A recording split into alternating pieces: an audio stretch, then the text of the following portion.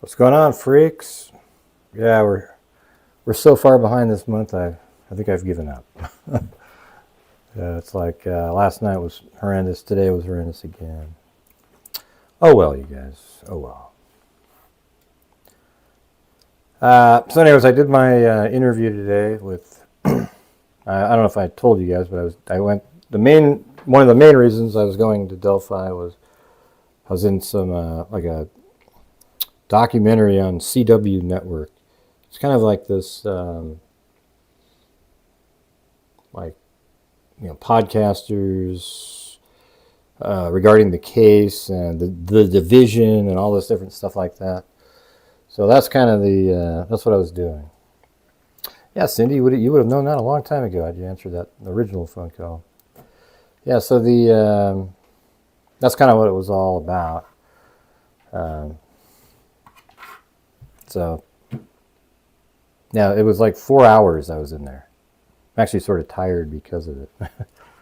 You know, you're just staring at this light, not a light, but into the camera, and you're just answering so many questions. I'm pretty sure I'm the only person, literally almost, the only person that thinks Richard Allen's the killer. You know, it's crazy. Absolutely crazy. Thanks, Your Gypsy. So, I use you guys' support tonight with the super chats and whatnot. Way behind. Hopefully we can, you know, it's been an expensive trip, and then the revenue coming into the channel dropped off dramatically because of it. So it's like a double whammy, you know. It's hard to make up for it. So, yeah, they actually asked about that part of my show. So yeah, it's almost felt like there was these trolls that made comments because they were asking something like about revenue, like how much money do you make a year? And I said, well, it's none of your business, but I do donate over 50% of the net revenue to various true crime related charities, including NCMEC, Texas EquiSearch, RAIN, and we have our own DNA fund, adding up a total of $168,000 since January 2020. How much have you guys donated? And the answer is nothing. Okay.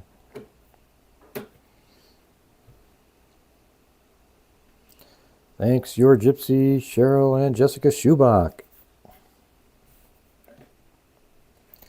So I figured out a way to put OBS in a PDF file in there in OBS Studios. For some reason, you weren't allowed to do that, unless you could have a different window and work. But this is directly the file inside of there.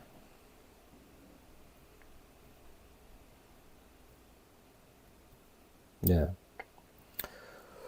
Yeah, so they were even asking questions about like other, hey, thank you so much, Kathy Chapin. And, you know, you guys want to hear something crazy? I go there, I have my hat and my glasses, and they said, well, can you take off your glasses? We get kind of a glare. And then they said, can you take off your hat too? So basically, I'm just sitting there. You guys won't even really recognize. Well, you kind of will because I've not worn my hat a few times. Hey, thank you, Nimalotus and Bucolic Buffalo.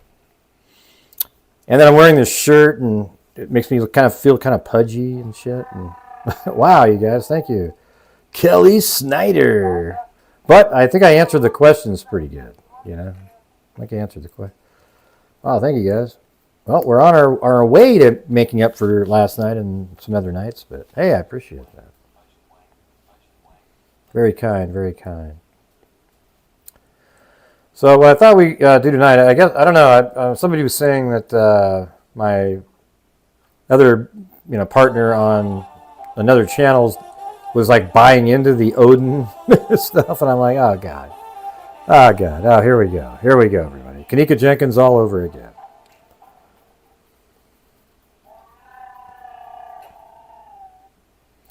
It was kind of weird though. It sort of felt like they sort of pit different creators against each other. And they really wanted to get me saying that I believe Richard Allen is the killer.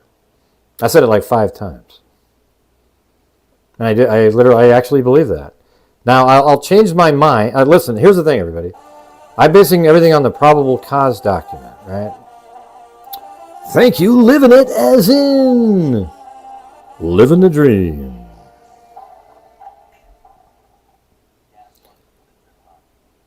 Well, thank you.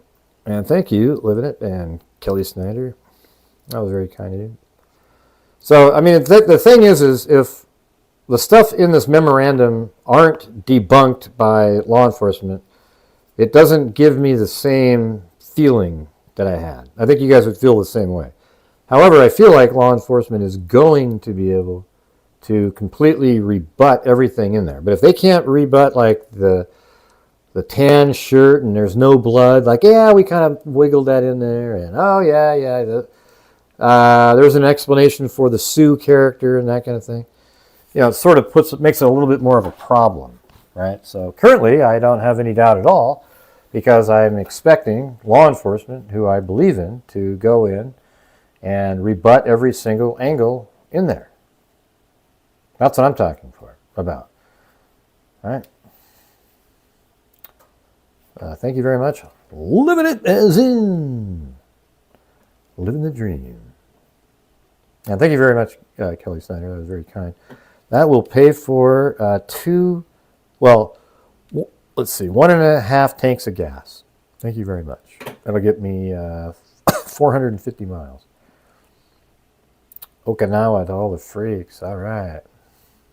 Yeah, I'm still heading back tomorrow, so yeah, start the journey home. It's been a long trip so far. Yeah, we haven't even choked each other yet, me and Chris. It's amazing. Well, you know, a couple of arguments here and there, but not a big deal.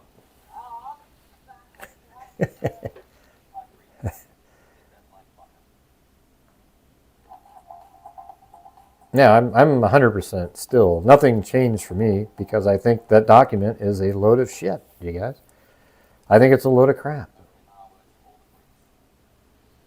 Now, there is some other information. There's stuff that I haven't heard about that some of these producers mentioned based off of other interviews, which is, you know, they were interesting little pieces of information, but I don't know anything about it. Hey, wow, thank you so much, Margie, Jason Smith, and Romeo's Heart. That was a long. I only thought that interview was going to be like an hour, hour and a half. But man, I got there at 2:15 and left at like, God, what time? Like almost 7 o'clock, I think. It was nuts.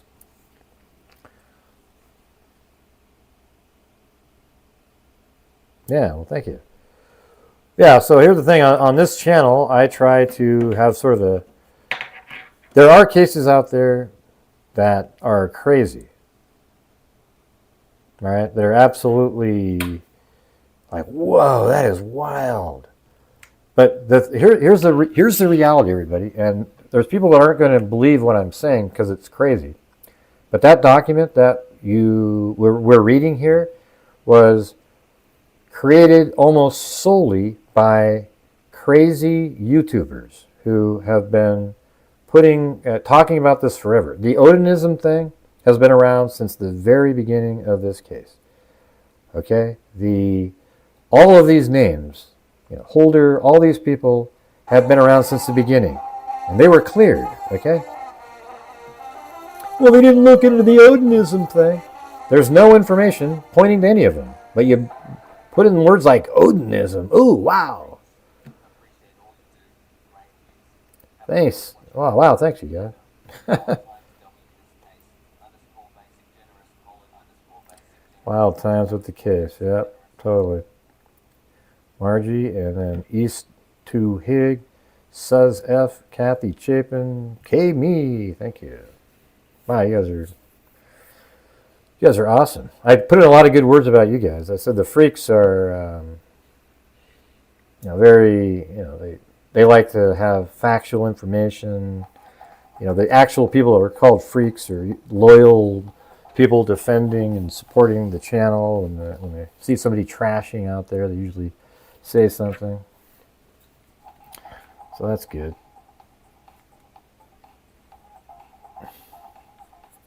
These mics doesn't work. Yeah. It's the only one I got left. No, I didn't mention you whatsoever. You're one of the freaks, Cindy. You're one of the freaks. Don't worry about it.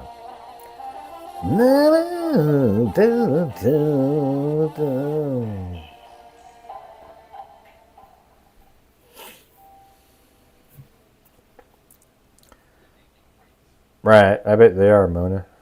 Cracking up with their wives. Oh wait, let me add the. Hold on a second. Let me add the. Let's see, plus scene live chat overlay. There we go.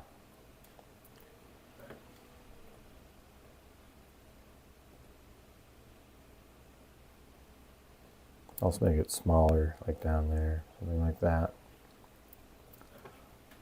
Thank you guys, appreciate it. And LM, look at that. I agree with Gray 100%. The other stuff was vetted in late March and early April of 2017. Right. So there's probably a couple of officers that were really into it. So they just dug through all of that information and went, oh, wow, let's bring that one up. I don't have bots over here. I'm just on the road. I had turned off the computer that has the bots. So if you guys manually want to help out somehow, I don't know. But thank you, LM. Yeah, I know, I actually called the lady on Court TV today and said, I don't know if I'm like if I'm like what you're sort of looking for on this case in terms of like, I think everybody's more interested in like, Odin.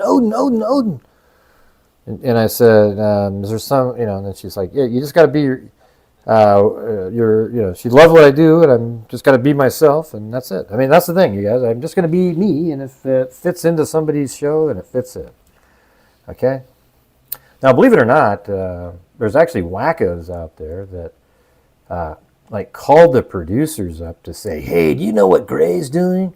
They talk about my income on my channel. Yes, you guys, I try to bring in revenue for my channel because it's a monetized YouTube channel. And you guys support my channel, allow me to keep doing the shows, and I donate a ton of the money to charities.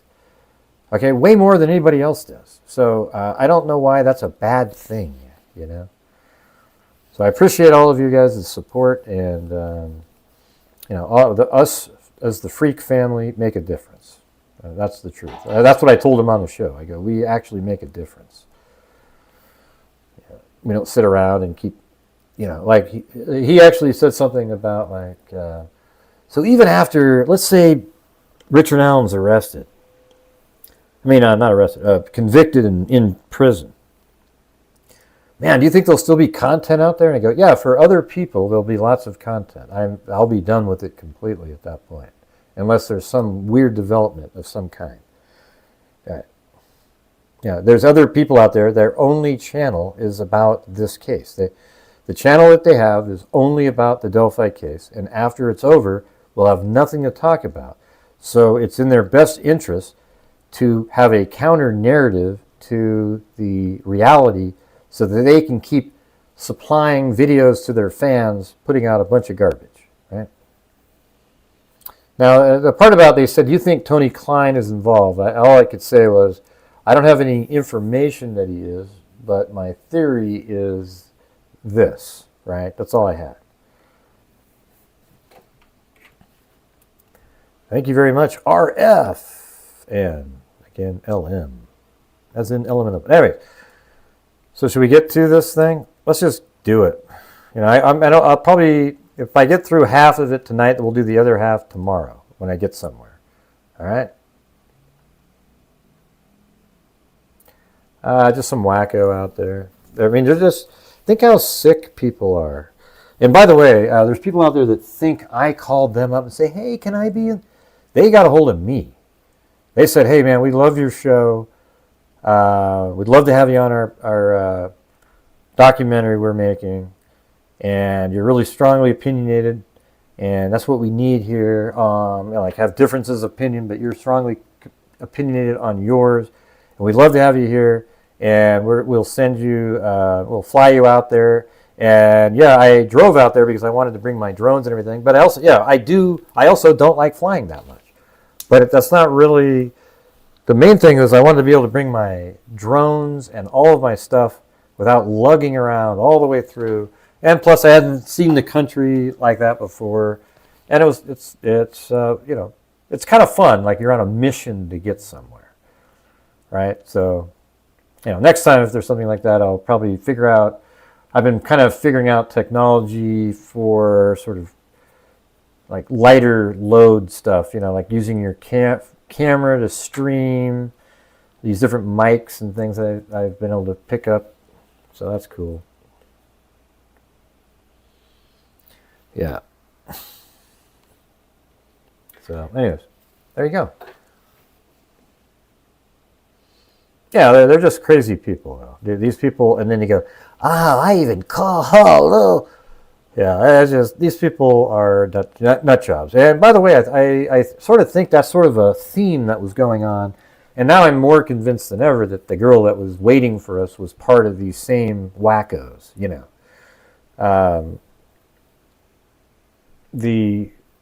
like some of the questions were like, hey, this YouTuber said this about you.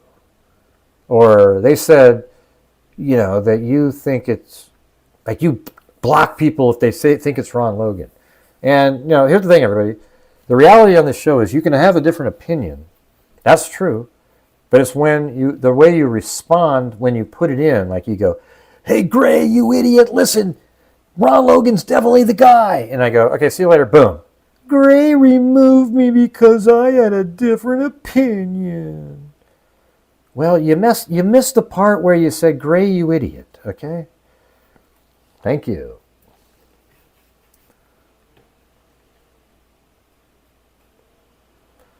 Hope you pass through Colorado. I don't go down that low. Yeah. We go through, I think it's like Nebraska, Wyoming.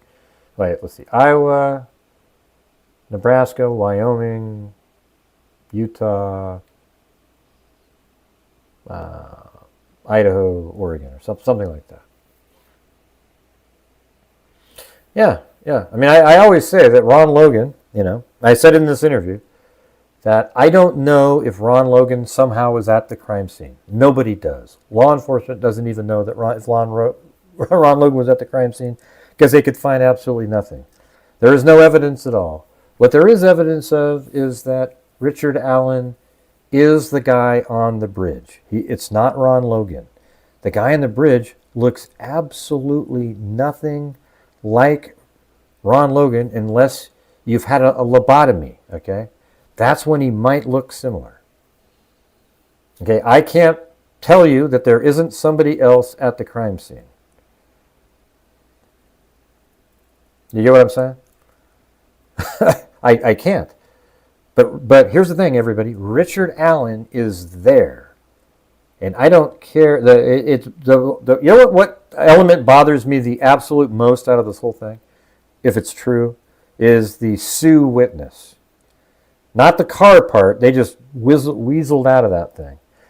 But the brown hair and some thin person, that's totally different. Now, if they can reverse that and explain that situation, I'll get it. But at the same time, it could just be what her interpretation was. See, people aren't always, when you're asked 4 or 5 days later, oh, wow, or 3 days later, whatever the hell it is, like, yeah, I did see this guy. Did you really look at him clearly, like you needed to remember something? Or did you kind of glance and turn around and that's just what your memory is? Yeah. Yeah, I said that like 5 times in there. I said, yeah, Ron Logan admitted to doing it. And they said, well, they think it was garbled. It was a garbled confession. Really? Then let me ask you guys this. Remember when the confession first came out, how the defense said, yeah, he confessed, but now they're saying it didn't make any sense. It was nonsensical. Really? Where? I mean, you guys were all into it being real back then, remember? Yeah. So, there's always a possibility. All of what I'm saying, I mean, I have to say it, is a possibility that what I believe isn't the reality. And, I'll look shitty if it turns out, wow, Odin's part of something, right? But I just don't believe it at all, okay? So I'm not going to pretend I believe it to be cool or to not have people think like that. I want to be on board, like wishy-washy. there's a lot of people that try to get both sides and kind of have a foot in both doors. So wherever it goes, well, I did say that, you know, I do say that there's a possibility that somebody else is at the crime scene merely because we have no information about it. But here's the thing. A guy on, I think Cindy was watching. So after the show last night, I watched Court TV again. And they have this, you know, I call him a crackpot guy, who wrote a book on Ron Logan. Okay? And he's at the end of the show saying, I've got bombshell information. And Vinny, you know, he's awesome. He goes, well, don't tell us now. Wait till the end of the show. That's what we do on television.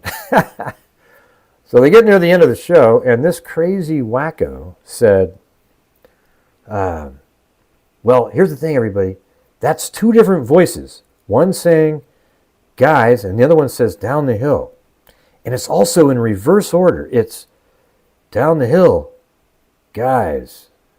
Okay? That's the bombshell information. All right? And you know what's weird, you guys? He's absolutely wrong. 100% inaccurate. Provably inaccurate. I have heard 3 times now exactly what's on the video, and that's not it. What's on the video is the killer is on the bridge, Richard Allen, and in my opinion, and Libby holds the phone up and films him, and then almost immediately puts it down. That's why there's just that 2-second video. Puts the phone next to her side. Okay? When the phone's next to her side, Abby's still on the bridge, just like she is in that quick shot. She's still on the bridge. Are you guys paying attention to this part? It's actually kind of interesting if you want to pay attention to it. So the phone's down by her side, and then you see Abby kind of, her feet on the camera go by, and it makes the crunching sound as she gets behind Libby. Then the guy approaches and says, guys. I'm like, hey guys. And Libby actually responds like, hey. All right? That's how it goes. Like she says something like, hey. Then he walks by them, and you hear the crunching sound. It makes it really creepy. You hear the crunching sound. And he's sort of out of picture. And all of a sudden you hear like a gun cock or something. And then Abby says, he's got a gun, he's got a gun. And then they had also been saying stuff like, which way to go, where do we go, that kind of thing. And he says, down the hill. And makes him go down the hill. There isn't 2 people. Just like law enforcement has said the whole time, they said, the voice you're hearing is not 2 people. It's 1 person. The person walking on the bridge is the killer. All right? So there you go. That's how it went. And it's crazy.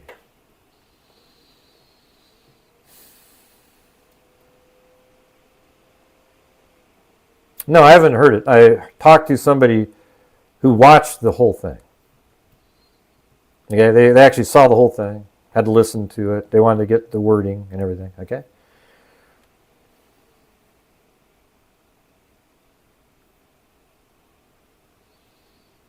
Right. So you actually bought into that idiot on that show, Cindy? That's what I'm trying to tell you, is there's a bunch of people going around that literally get allowed to have a voice that should have none. Okay? But everybody should get to say what they want. But people like you should be more discerning. You get really jazzed up too quick about a lot of stuff. All right. So you guys, again, if you're out there and you want to help support the channel, make up for some of these horrendous nights we've had lately with the trip and everything, that would be awesome. So right now what we're going to do is get started on the, let's see, there it is. So it's pretty cool. Like you have to pop out this window and then you can actually scroll up and down it. I mean, it sounds kind of basic to you guys, but like it's neat to be able to do it inside of OBS Studio.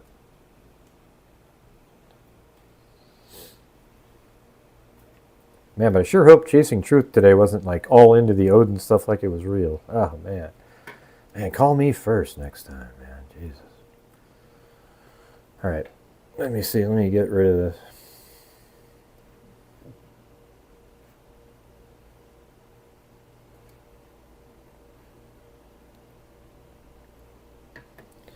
Only person I believe, he doesn't make up bullshit.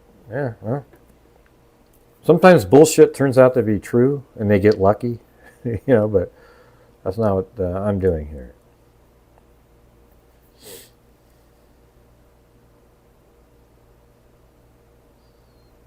So anyways, this is called a Frank's hearing.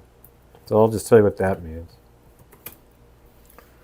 A Frank's hearing is the defendant must first make a substantial preliminary showing that a false statement, knowingly or intentionally, or with reckless disregard for the truth, was included by the affiant in the warrant affidavit, and the allegedly false statement was necessary to a finding of probable cause.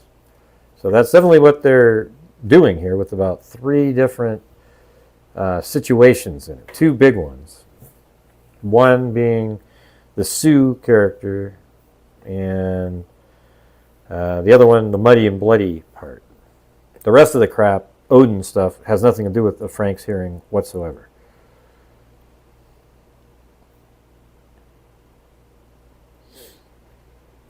Thanks, Amber Maiden and Irene Cipher. All right. So anyways, introduction. Because of the facts in this memorandum are dense for anyone not yet completely familiar with this case, the defense is providing the introductory section similar to the syllabus that often precedes a long and complex U.S. Supreme Court opinion. The purpose of this introductory section is to provide the court a general understanding of what to expect concerning the facts upon the defense will be relying, and how those facts impact the legal arguments before providing the necessary details, minutiae, and notation to the record that could bog down the court as it attempts to unpack the defense arguments. The defense, therefore, will provide little attribution as to the source of the evidence in the introductory section, but will provide proper attribution in the sources of the evidence throughout the body of the memorandum. I would say that their little sources thing is one of the things I have the biggest problem with. So here's the table of content here. So this is just giving you like where things are going to be. Table of content, 8 things to know, Odinism, Odinites, and runes, failure to pursue the Odinites' links, Odinites in Westville Correction Facility guarding Richard Allen, Liggett concealed certain witness testimony and falsified other witness testimony in order to prevent Liggett's bogus, see, look at, just using a word like bogus in a document like this is just weird, just like a kid wrote it. Liggett's bogus timeline from being, why not say false? And if you're going to type like an actual, professional. From being exposed to Judge Diener. Evidence supporting these facts were needles in a giant haystack of discovery, 5-part breakdown of memorandum. Okay. And part number 1 is the crime scene. Oops. Hold on. And then part number 2, the evidence that connects the Odinists to the murders. What is Odinism? The 12-page Odin report. Brad Holder's connection. Holder's alibi was not even close to fully vetted. Nothing to see here. Holder had an alibi. Elvis Field's connection to the crime scene. The Rod Abrams problem. The phone problem, Patrick Westfall's connection to the crime scene, Johnny Messer's connection to the crime scene, right, la. Part 3, Liggett concealed and falsified evidence in the search warrant. Part 4, Odinites in Westerville, again, Sergeant Robinson, Sergeant Jones, conclusion of Part 4. Part 5, Richard Allen has no ties to Odinism or any religious cult. Yeah, so let me ask you this then. Why didn't the Odinites leave him alive? I mean, what a great scapegoat he was, man. He was awesome. Hey, thanks, Kami, for gifting. I mean, look how amazing it is. What reason would the Odinites want to kill Richard Allen in prison or treat him poorly. They would have been handing him extra Jello after lunch, okay, because he's going down for their crime, apparently. Can anybody explain what the motivation, unless he was an Odinite and could rat on the rest of them, what would be the motivation for Odinites to be mean or to harm Richard Allen in prison? Anybody have an answer to that? Anybody at all? Anybody at all? See, what's cool is right now I'm about 10 feet away from my computer, but with this wireless microphone, I'm able to go get myself a, well, if I knew where it was, I'm looking for my packets of, oh, it's over here.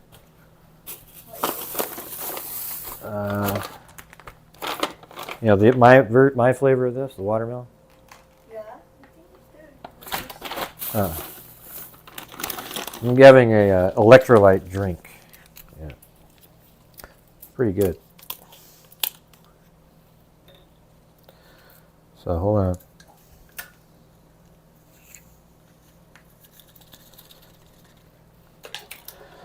All right. Hey, thank you, Joel Sane. All right. So you guys ready? Here we go, here we go, here we go. Boom. This is kind of hard to work this. Let me see if I just click it once. There we go. 8 things to know. Members of pagan Norse religion called Odinism hijacked the white nationalist ritualistically sacrifice Abigail Williams and Liberty Germany. Right. Of course they did. Very early on, those in charge of the Delphi murder investigation claimed they consulted with a Purdue professor concerning what resembled possible Odinism signatures left behind at the crime scene. I think I almost remember this part. After the Purdue professor proclaimed, according to State Trooper Jerry Holman, that it was not Odinism or any type of cult worshiping and any type of group that would have conducted the crime, the Odinism angle was essentially abandoned. However, as of September 7, 2023, the leaders of the Delphi investigation team claim they can't identify who this purported professor was. Number 2, have provided no reports from the purported professor and have further indicated they may never be able to figure out who this professor is. Based in large part upon this mystery Purdue professor's opinion, the Delphi investigation leadership claimed that essentially abandoned considering Odinite involvement in the murders. And then the years passed, 2018, 2019, 2020, 2021, 2022. Thankfully, during those passing years, law enforcement officers Kevin Murphy, Greg Ferenczi, and Todd Click continued to pursue the truth. Because of their curiosity and investigative efforts, the evidence establishing the names of likely murdering members of this Odinite cult became known to the Delphi investigative leadership no later than February 2018. Due to either, that's like somebody like Norway up in that area, due to either competence or concerted intentionality, those in charge of the investigation refused to arrest or even properly investigate these obvious suspects. Yeah, to you want them to be obvious, right? Like 3, on May 1st, 2023, the state of Indiana, by way of prosecutor Nick McClellan, received a letter from the Rushville Assistant Police Chief Todd Click, now retired. As stated in the previous paragraph, Click, Murphy, and Ferenczi were 3 of the law enforcement officers who worked on the Delphi murder case, particularly focused on the Odinite angle and its intersection with suspects in Rushville, Indiana. After reading Richard Allen's probable cause affidavit, Click became concerned that the information contained in Richard Allen's affidavit pointing the finger at Richard Allen was far less compelling. I mean, how could anything be more compelling than the Richard Allen affidavit? Honestly. It's like, hi, my name is Richard Allen. I was at the bridge from 1:30 to 3:30. Hell, I was even on platform 1 when Abby and Libby walked by. And by the way, I was wearing the exact clothing that was on the video of the killer of Abby and Libby. But it's not me, of course. It's some weird Odinist. Okay. Yeah, that makes a lot of sense, doesn't it?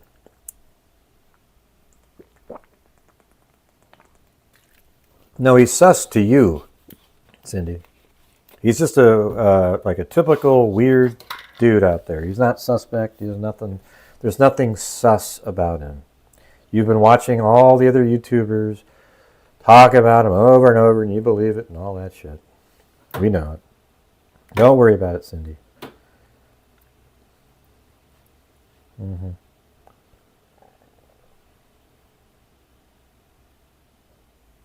So anyways, do you think I've had time, Angela, with my traveling and stuff that I've been doing? Have you been paying attention or so? Yeah. Right, Cindy, right. They didn't even talk about Holder, so how do you know he's sus, Cindy, if you haven't? Detective Murphy and Officer Click had accumulated during the Rushville portion of the information that Murphy, Ferenczi, and Click had gathered during their investigation connected men who practice Odinism in or near Delphi with another group of men who lived in Rushville, and then connected both groups of men to the murders. Yeah, how did you connect them to the murders? Tell me how you connected them to the murders.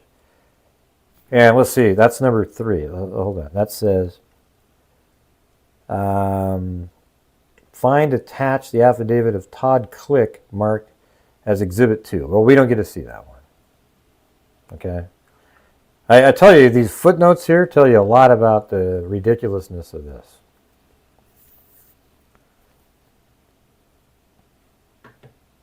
Yeah. So as Click was concerned that for some reason the leadership of the investigation team, hey, thanks so much, Charlotte Denny, they had failed to share with Prosecutor McClellan the evidence gathered by Click, Ferenczi, and Murphy. Click's concerns led him to seek out a lawyer to assist him in the drafting of a letter. This letter was then sent to McClellan. So these are probably those people that felt butthurt that their little concocted theory behind the scene, like other YouTubers out there, didn't have traction. So they wanted to sort of send it in legally, not to protect themselves, but also go, hey, didn't you see my idea?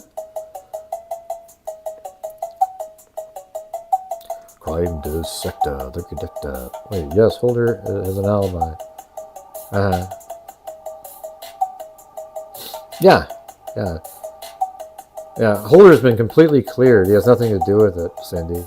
So he's not sus, as you like to say.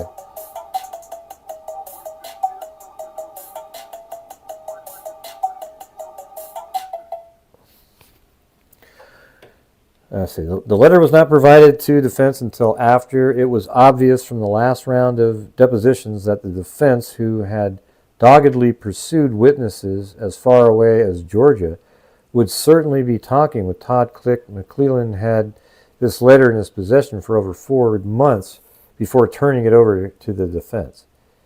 There can be no mistaking that this letter is exculpatory in nature and could have been used by the defense as it prepared for upcoming depositions. However, it is apparent that McClellan only offered up the letter after it was obvious. That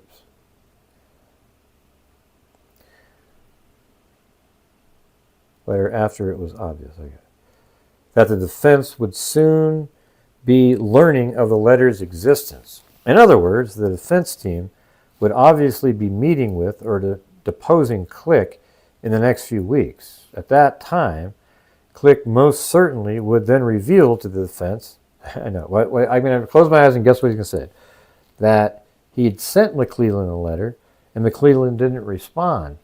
So that's why McClellan then sent the letter in, or made them aware of the letter before the interview.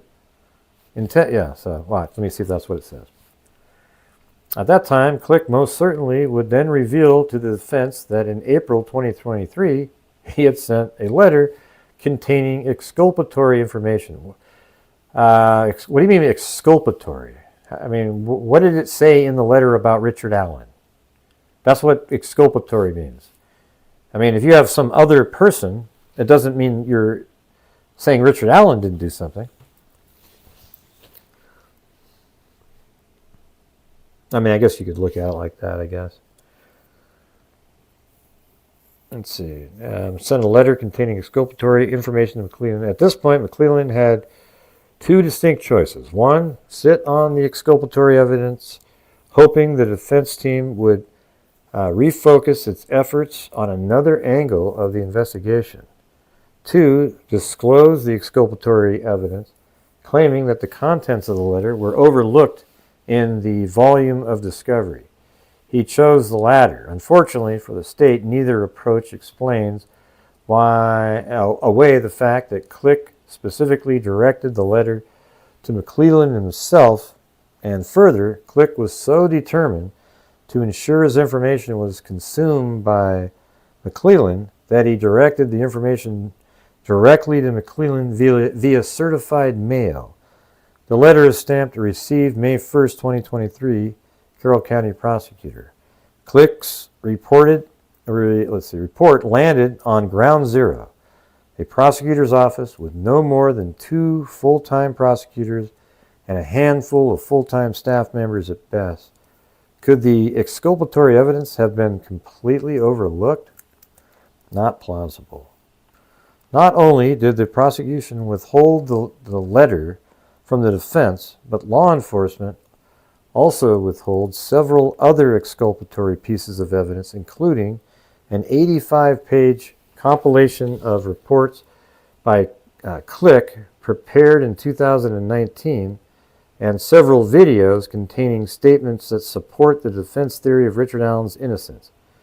This 85-page report detailed the investigative work performed by Click, Ferenczi, Murphy, and others, including the FBI. I mean, so when you read that, you think, man, that is wild. That's crazy. And yet, there's Richard Allen on that bridge, you know? Isn't that amazing? There's Richard Allen, literally saying to himself, well, I was standing on platform 1 looking at fish.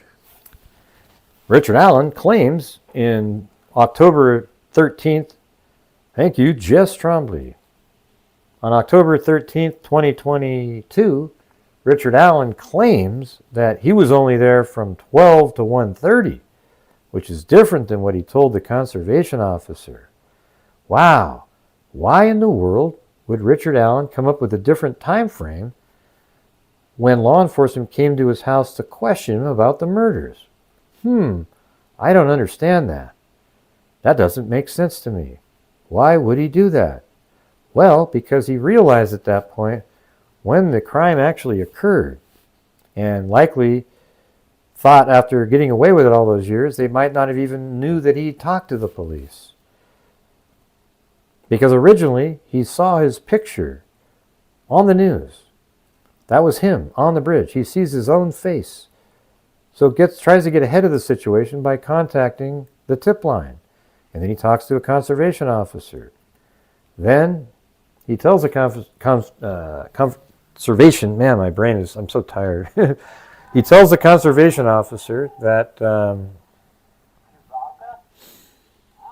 he was there between 1:30 and 3:30. 1:30 and 3:30. Okay, does that make any sense? So he says 1:30 to 3:30 that time. And then he says, even in that one, he says he walks by the 3 girls. And then in his news story, when he said it was 12 to 1:30, he said he also walked by the 3 girls. But both times he said he was entering the park at that time. So, man, that must have been the shortest trip to the park in history. As a matter of fact, it was negative time. Because he said he was there from 12 to 1:30. But when he passed the girls, it was like 1:33. So he was actually gone before he got there. That is amazing. He's a time traveler, that guy, I tell you.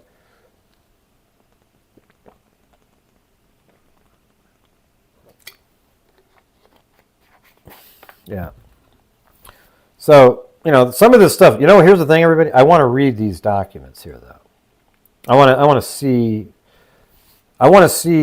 how well they put this together against these other people, so that I can make, I want to look at it to have a better sense of what's real or not. I think your comment accidentally got deleted, Regina, but I'm laughing right there with you. I think she meant to delete. Wait. So Eye of Apophis, the creepy wacko that shows up here all the time, thinks that it was 3 different girls, even though there isn't a second set of 3 girls that came forward. Can you explain that one, Eye of Apophis? I actually thought of that the other day. I go, watch, some clown's going to show up, and they're going to say that, hey, somebody, what's going on here? Yeah, so some clown's going to show up in here and say, hey, there was 3 different girls, you clown, they would say. But here's the reality, everybody. How come the other set of 3 girls never came forward to law enforcement? Anybody? Anybody out there? Can anybody explain why not one other set of 3, anybody in that other set of 3 came forward? And the reason is they don't exist. They don't exist, everybody. And because there isn't another set. The truth is, Richard Allen got there at 1:30. He is the guy on the bridge. And even though the one witness described the person on platform 1 differently, well, hell, Richard Allen then passed that person anyways. And he's still the person who got onto the bridge, because that person doesn't look like the description that the defense put in the document. He's not skinny, and he doesn't have poofy brown hair. That person is what Richard Allen described as light jeans, a dark blue Carhartt jacket with a hood underneath that went over maybe a cap that was on his head.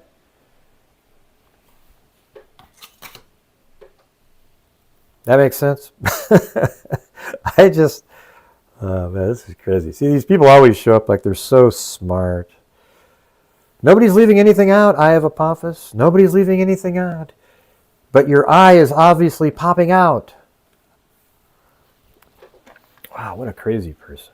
Nobody's leaving out anything. Nobody's leaving out anything. These are the clowns that always show up. Like they're just so on it, man. They've got it all figured out.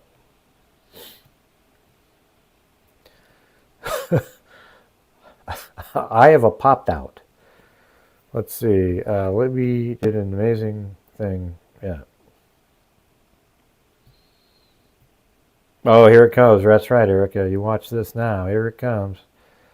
Did you hear Gray? He said maybe there was a time traveling element here. Now, I hadn't really thought of that yet. I think it's very possible that, yeah, maybe pothead. But let me deal with Apophis. You guys don't need to join in, all right? Let me be the person dealing with the trolls. I mean, like moderators can remove the trolls if they want, but, I don't know if this person's a troll. They just are saying ridiculous things. Good. Hey, oh, wait, everybody. Eye of Apophis is leaving. Hey, wait, don't leave, please. Don't leave. You were so important to the show. Everybody was just waiting. Every time he had something to say, we were just so, what is he saying? It's so important and so interesting. Please don't leave. Please.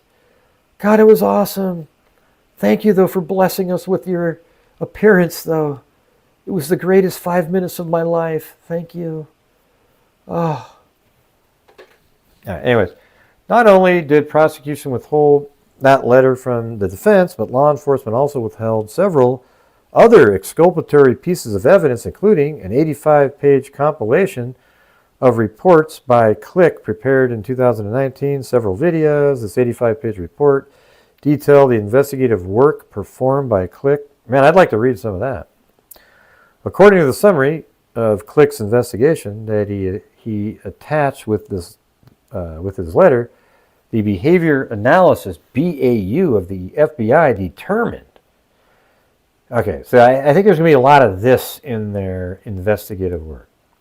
The BAU determined that the individual responsible for the homicide were involved in Nordic beliefs. You know why they probably think that? Because Click probably told the FBI, hey, there's actually these symbols. Let me draw these for you. Look at this symbol. There was like an asterisk, there was this F, and there was this. And the FBI went, holy crap, that sounds like Norse.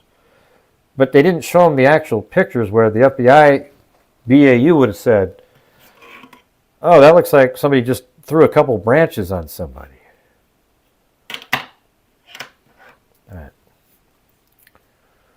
Homicide were involved in Nordic belief. This news to the defense as defense as no member of the United Command charge of the investigation revealed this information to the defense during recent deposition.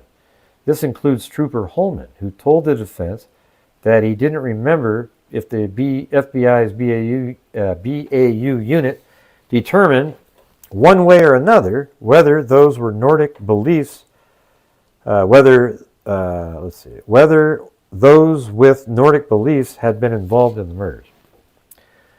It's really small text for me on my end. I can't really zoom in on it. I could try to make it bigger though. Let's see. Yeah, doesn't.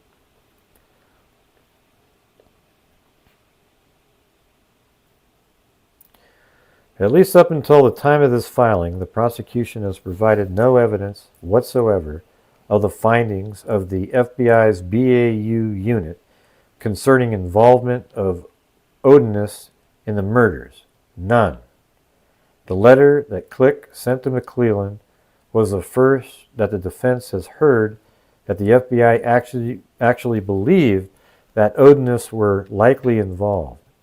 In other words, this report contained exculpatory evidence that Unified Command concealed from the defense.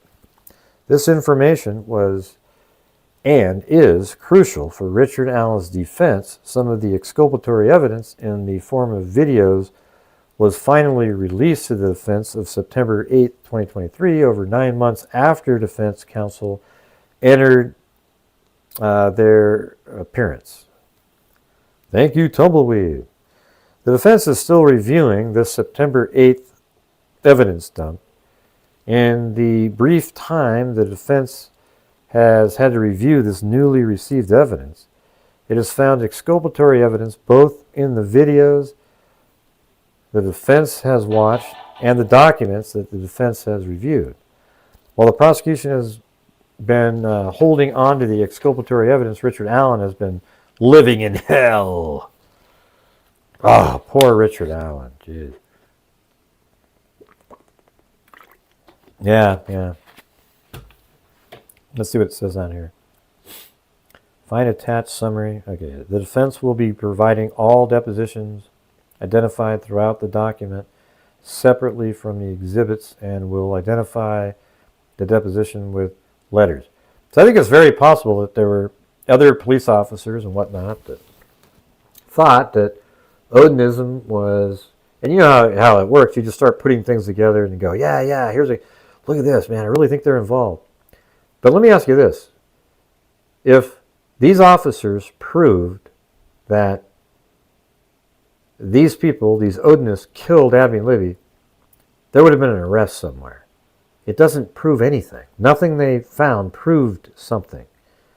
I guarantee it that the Richard Allen information is more compelling. Now, here's the thing. I do want to see it, though. Thanks, Jules Sane. I think it would be interesting to get those letters and read them. And then you could look at it and go, oh, well, no wonder they didn't do that. Or, oh, I see, that kind of thing.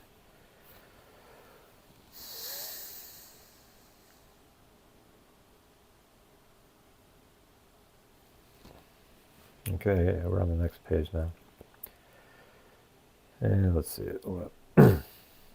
Lastly, the evidence will show that the week of August 28, 2023, Prosecutor McClellan and State Trooper Jerry Holman requested a meeting with Todd Click. By this time, the defense team had taken several depositions, including Holman, Liggett, and Lesenby. And the prosecution and Delphi investigative leadership now knew that for a while the defense team had been aware of the odinous evidence, at least the evidence that the prosecution turned over to the defense scattered throughout multiple hard drives and many flash drives. The prosecution had learned in early August that the defense had figured out the strong odinous ties to the crimes.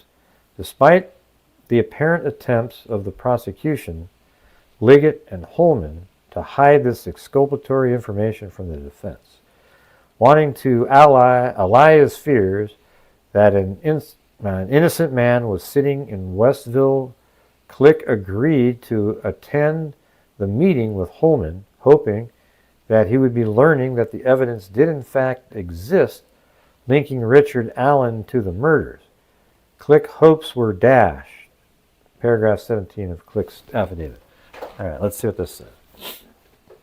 Upon directing the letter to Mr. McClellan, I heard nothing from the prosecutor's office or anything other than members of Unified Command until I received phone calls on August 23rd and August 25th, 2023, which involved brief discussions regarding scheduling.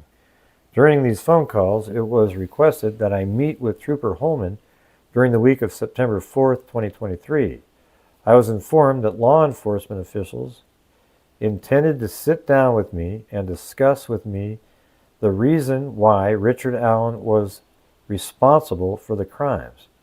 I was told that he, Jerry Holman, wanted to put my mind at ease. However, during the meeting with Detective Holman and a second detective whose name I'm unfamiliar with, there was no discussion or offering as to why they believed Richard Allen was guilty of the charged crimes. I believe the interview was an attempt by them to clean up their loose ends, knowing that they have given very little, if any, attention to the investigative efforts of myself, Detective Ferenczi, and Detective Murphy. Well, I mean, the thing is why would they have to tell this guy the information that they have? So one of the questions I was asked, so one of the things out there is like, do you think that the timing of the arrest is suspect because there was an election? And you go, yeah, you can say it's a little bit, maybe they had the information on Richard Allen a little bit before and then waited for a specific time. Stuff like that happens sometimes. But I don't think the Richard Allen information was invented by somebody running for office. I think the timing of the release might be, sure.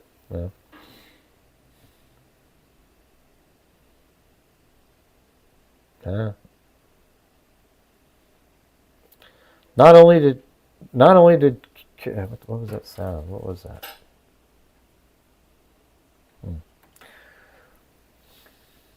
Not only did Carroll County Sheriff Tony Liggett fail to include all this Odinite information in his October 13, 2022 affidavit for search warrant, and not only did McClellan and the Unified Command withhold exculpatory evidence, Liggett also concealed damaging witness statements that devastate Liggett's timeline, a timeline Liggett needed to be true. So what's going on here?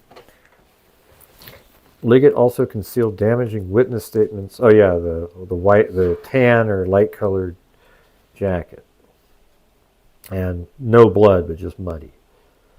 In order to replace Richard Allen at the trail, or to place Richard Allen at the trail when Abby and Libby were abducted. Additionally, Liggett lied in his affidavit about the statements of another key witness, further devastating Liggett's timeline. Richard Allen has zero connections to any pagan cult or pagan cultists And furthermore, no forensic evidence such as DNA or electronic evidence links Richard Allen to the girls or to the crime scene, i.e. he is a completely innocent man. Okay, right.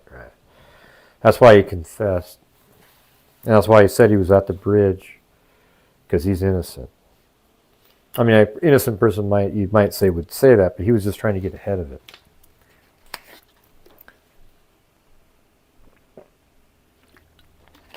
Most of the evidence backing these assertions was found scattered over less than 10 hard drives and several flash drives provided by the prosecution, meaning that the defense is not making wild accusations, but rather primarily relaying facts and information that is backed up by the prosecutor's own discovery, even discovery that the prosecution just provided to the defense as late as September 8th. You know what I'm wondering?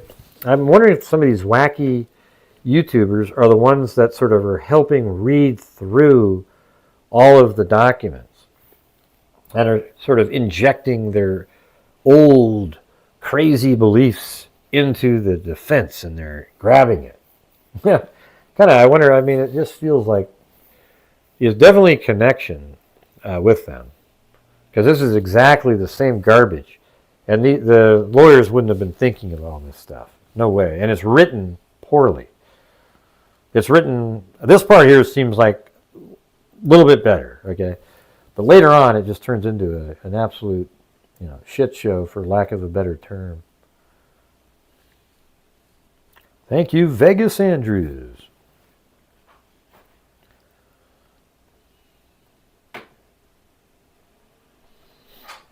All right. Number 7, not coincidentally, members, Odinists, of the same pagan cult are employed as correction officers for the Indiana Department of Corrections at Westerville Correctional Facility.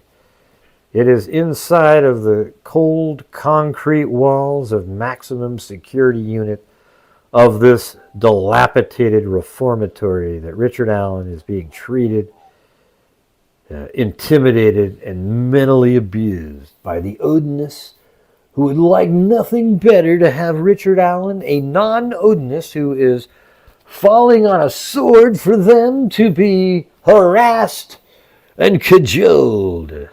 What a joke. Throughout the document, references are made to the Unified Command. Essentially, the Unified Command was the leadership of the Delphi murder investigation, according to Tony Liggett, Carroll County Sheriff and member of the United Command when the investigation began. Unified Command consisted of law enforcement from a variety of entities. Local, state, and federal Unified Command were overseers of the entire investigative operation. According to Liggett, the member of the Unified Command were from Carroll County, Tony Liggett and Kevin Hammond. From State Police, Jerry Holman, Jay Harper, and Dave Vito.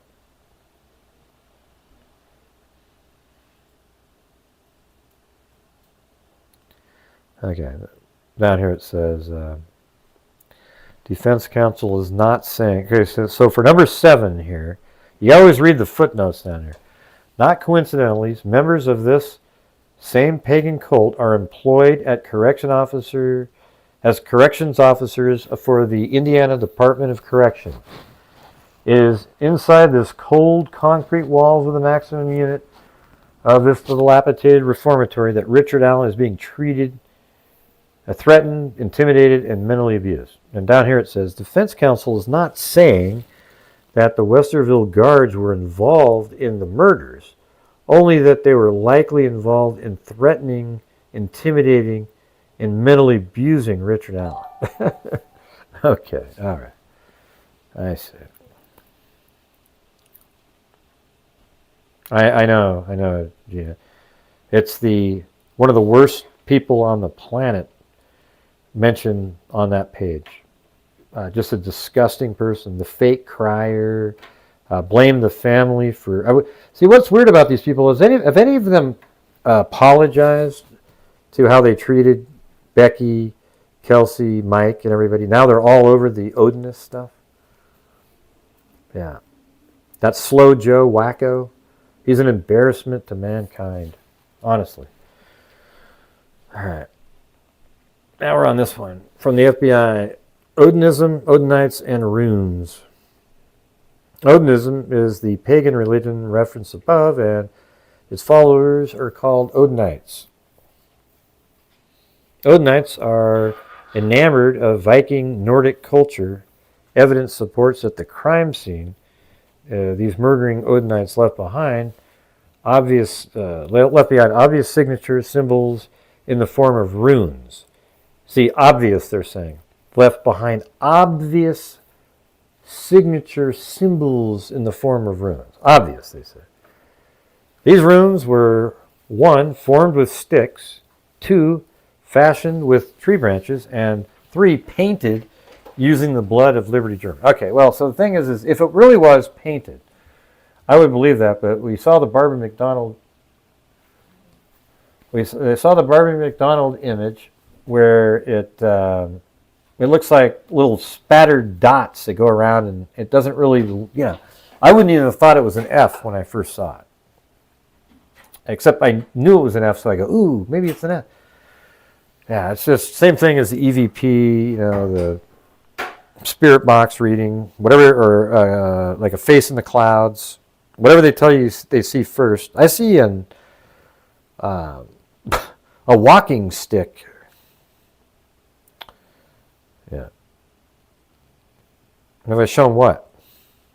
Yeah, I don't know. I haven't showed it today. I think I have the images somewhere, but let's see. Where are they? I don't know. I don't have, this setup doesn't make it anything easy. So I'm not going to, I have like their runes and stuff, runes that they use, but I can't really show it to you.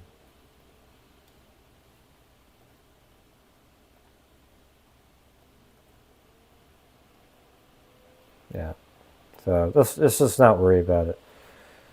You'll have to go watch the Court TV episode that I was on, and I think it was right after I spoke, Barbara McDonald went in there.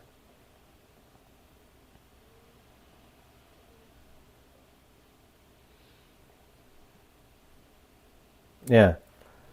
Well, hey, I'll tell you what, keep it shizzy. If you, want to go to sleep, go ahead. I don't really give a damn. You're not somebody I'm interested in having here, nor do I know your name, and nor would I ever be interested in anything you had to say. I'm not sure why we even care. What a joke. Jesus. I will don't like Court TV. I like Vinny, though. I think I know how hard it is to do what he does.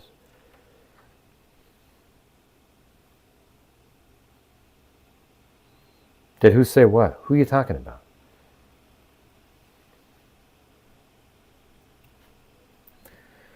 Oh, man, I'm going to have to avoid reading the chat tonight. Man, this has already turned into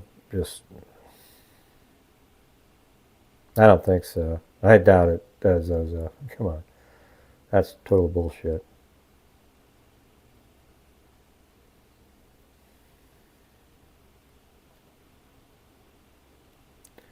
Well, you're a little bit rude, don't you think? Keep it shizzy when I'm doing a show and you tell me that my voice puts you to sleep. Just like that. You don't think that's a little bit rude? Just a little bit?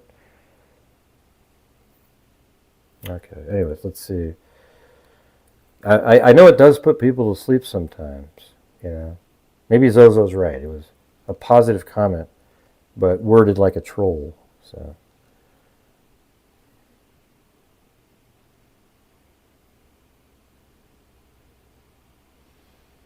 So I can hear your musings.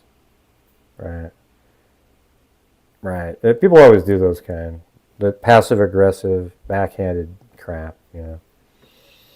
Happens all the time. It wasn't a compliment. Keep it shizzy. And it wasn't. That's why you just said creep. You know it wasn't. Be honest with yourself. I think you're a little bit creepy yourself.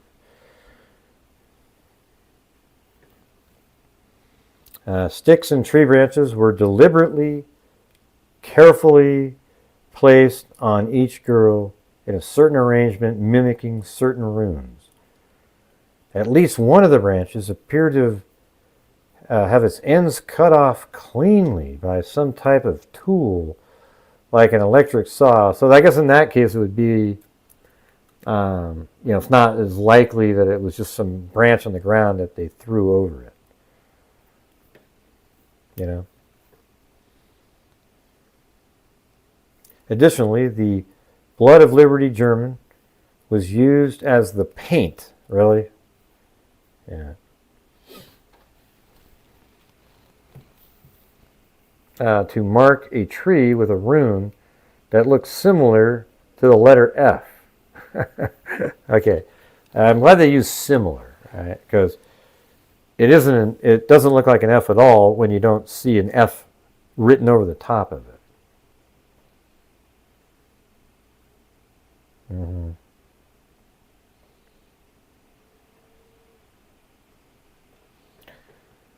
So what do you guys make of this Keep It Shizzy? Do you guys think she's a troll or just a regular person? Because the comments are just, I'll leave it up to the moderators, okay? All right, I'll leave it up to the moderators. You guys figure it out. I can't do it. Ridiculous. Good night, Kami, and thank you very much for your super chat.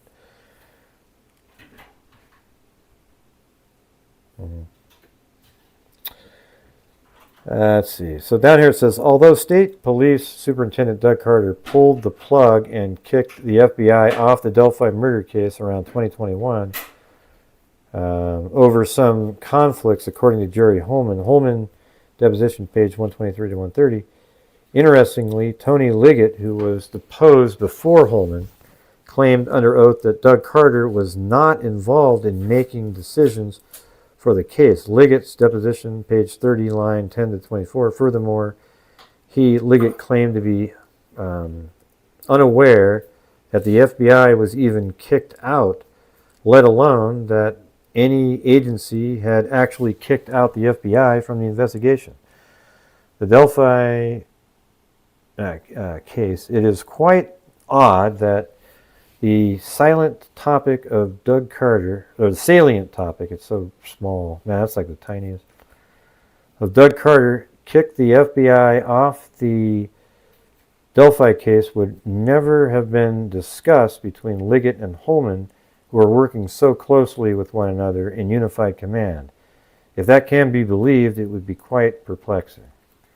Number 9, Merriam-Webster defines rune as any of the characters of any several alphabets used by the Germanic peoples from about 3rd to the 13th centuries.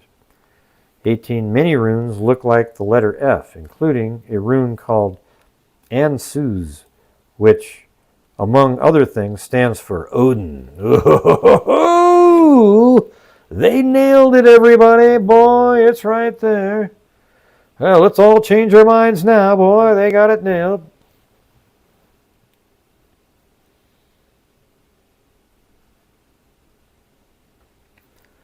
Let's see. And what do we got up here? Let's see. With simple Google search, these runes would be identifiable as one of many calling cards of the pagan religion's cult. Yet law enforcement in charge of the Delphi investigation seemingly and quickly abandoned the obvious correlations between the crime scene and Odinism. Despite an obscene amount of evidence linking Odinism to the scene. What was the obscene amount of evidence linking Odinism to the scene? What have they said so far that was an obscene amount of evidence?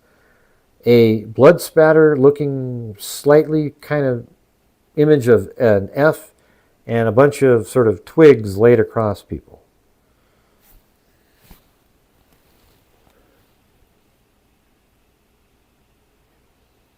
Am I really? Rise above? Wow, that's amazing. That's awesome. No, Cindy. No, Cindy. Let's see. We haven't seen any of that, Cindy. We don't know what it says, Cindy. But great. And even in spite of powerful evidence linking specific Odinites in or around Indiana to the murders. Well, yeah, I don't think that's what they're referencing. They're just talking about what he just said. Also, the court will learn in his affidavit for search warrant, Sheriff Liggett failed to inform Judge Diener that nothing obvious, absolutely nothing, links Richard Allen to Odinism. Also in the court, we learn in the affidavit search warrant that Sheriff Liggett failed to inform Judge Diener that nothing, absolutely nothing, links Richard Allen to Odinism. Well, why would he? Or any other religious cult. Also, no forensic, such as DNA, no electronic data extracted from his computer or phones or from a social media links Richard Allen to the crime scene. Additionally, nothing links Richard Allen to any other Odinite suspects, the same Odinite suspects that evidence strongly supports sacrifice Abby and Libby in some sort of pagan ritual. Richard Allen had nothing to do with the crime, but rather was an innocent man, a patsy for the police. Man, he would have been a great patsy for the Odinites, though, right? Because he's the guy they should have let go down for it.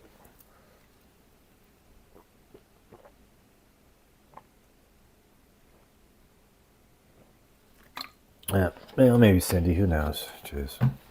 Yeah, I guess they're talking about all the Odinite stuff that they're talking about. Law enforcement failure to actively pursue the obvious links between the crime scene and Odinism is confounding.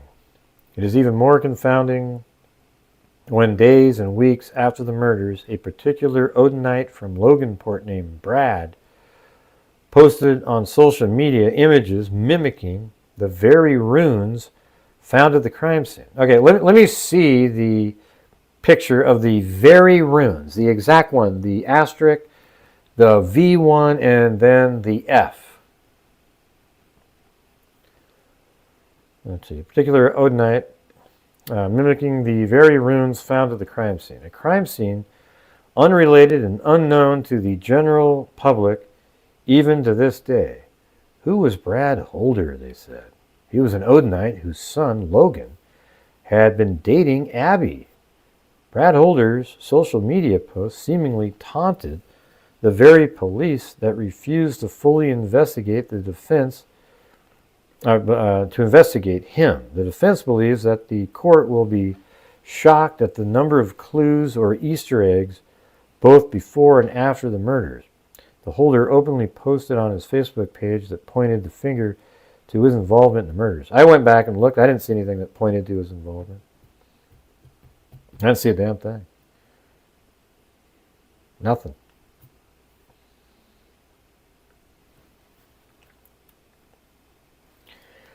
However, a fact that is simply mind-blowing to the defense is that Brad Holder was never considered a suspect in the murder of Abby and Libby. State Trooper Jerry Holman, one of the law enforcement officers. So has anybody seen the pictures, all three of them, that mimic the exact same ones, the sticks on Abby, the sticks on Libby, and the F on the tree, that he put all in one image on his Facebook page? Anybody?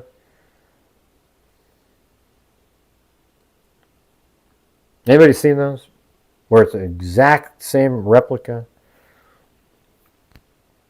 No, you saw something. That doesn't mean a damn thing. You saw something. Give me a break. Yeah, it was an F with sticks, so that doesn't mean anything. See, a lot of people knew about the letter F early on. Okay, a lot of people did.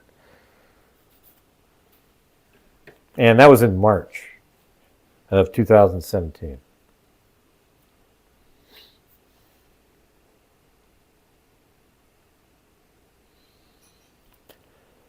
Let's see. Claimed in August, was never a suspect.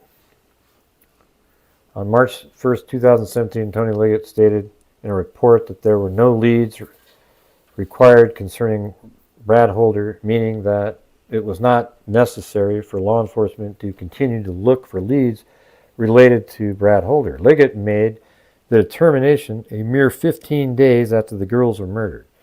By March 16, 2023, Unified Command member Kevin Hammond wrote that Brad Holder had been cleared. The girls hadn't been dead for 30 days, and Unified Command had already cleared him. Yeah, because he had an alibi as a suspect. Unified Command had already cleared Holder as a suspect within 30 days, knowing that Brad Holder's son dated Abby. Okay, well, is his son not allowed to date Abby? Because maybe you might think he was murdered the girls or something. I really understand that part. Unified Command had already cleared Holder as a suspect within 30 days of the murder, although a simple review, like, you notice how they always repeat stuff over and over again? Like, he was cleared after 30 days, even though. He was cleared after 30 days, even though. And they do the same thing with Abby's death, unfortunately. Who are you talking about, Robin? I can be however the hell I want to be. Go do something else. I'm not interested in you. All right? If you come in here and you criticize the way I do my show, you're not welcome. All right? Go do something else. I'm going to be me. You be you. And if you is coming in here and criticizing the show, then you're not welcome. And that's just the way I do it. All right? So go do something else. Find somebody else. Yes, I use sarcasm a lot in here. Don't embarrass yourself, okay? One thing I think people are missing here is that the detectives felt strongly enough about this that they were worried about sending the wrong person to prison, so they pushed it. Huh? I don't know what the hell you're talking about. Let's see. God, there's so many comments being removed.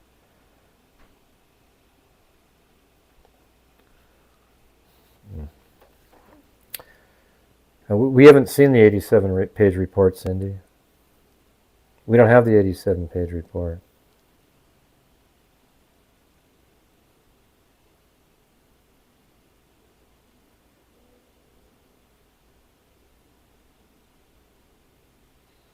No, nobody's missing that part, Shelley. But I think these are officers that wanted to be the ones that solved it. So they were like, wait a minute, man, we have all this stuff on the Odinites. Listen, I'm just going to tell you guys are going to feel like weirdos coming up here, all right? When you get the actual truth that's going to come out, it's not going to be Odinites. It's not going to be any of that stuff. I think these are three sort of run-of-the-mill cops that probably thought they wanted to they wanted to be the ones that solved the case. And they're just like the people on YouTube. Same shit. So even when facts change the information, they keep pushing a story that they want because they can't change with the facts. So when you prove something to me, I'll change. So here's what's going to happen. When the prosecution comes forward and rebuts every single thing in here, I'll look at it and I'll ask myself, did that literally completely debunk that, or did it not do a good enough job? And then I'll have to make different decisions. And I'm telling you right now, if it turns out that the stuff that they're mentioning regarding the witness statements and stuff, if it turns out they're right and the prosecution isn't, I would have to change my mind on stuff, because I'm using the probable cause document and how it boxes in Richard Allen. And you don't just keep saying something when something's been disproven. At some point, if somebody comes forward and says, and we get to hear Richard Allen's confession, and let's say it isn't really a confession. It's like, man, I don't know why I felt that way that day. Wow, did you hear that? He said he didn't know he felt that. I go, oh crap, that's not a confession? Shit. So I'm trusting them. All right? But I'm not like other people where they go, Gray, man, you got to stick to your guns. What do you mean you stick to your guns when my guns are this. When I have all the facts in a row and there's no new facts, and right now, after the probable cause, that is what I have as an opinion. If those things all of a sudden become untrue, am I supposed to believe the same thing at that point? God, I sure as hell hope not. I think you guys wouldn't want me to be like that, would you?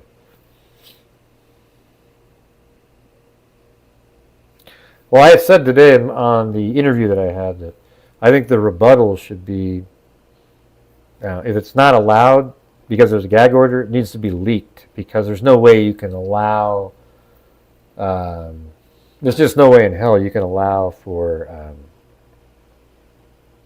the defense to leak something like that, to create this ridiculous narrative, and then not be able to rebut it in public.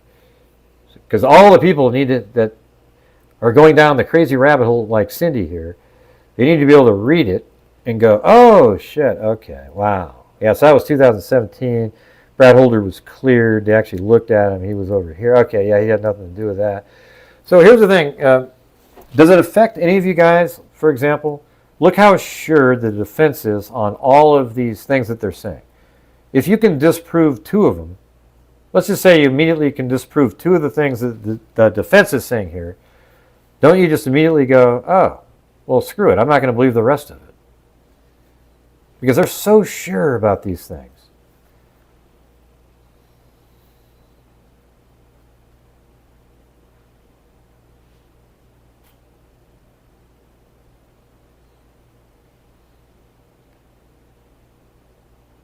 Huh?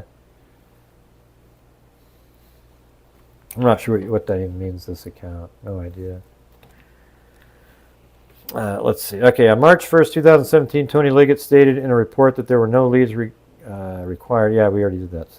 We were down here. It said, so are you telling me that within 30 days of the murder, although a simple review of Brad Holder's Facebook page would show that he was a proud Odinite and that had an absolute obsession and fascination with the runes, police knew or had to know the runes had been left at the crime scene.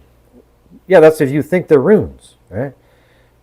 Additionally, Unified Command already cleared Holder as a suspect in spite of the fact that runes on Brad Holder's Facebook page mimicked runes found at a crime scene. Well, yeah, because what, did he have the list of runes and three of them were the same ones that you think that they are? It wasn't allowed. It was leaked, Lillian, and then it was blocked after it was leaked. It was leaked intentionally. There's no way it wasn't.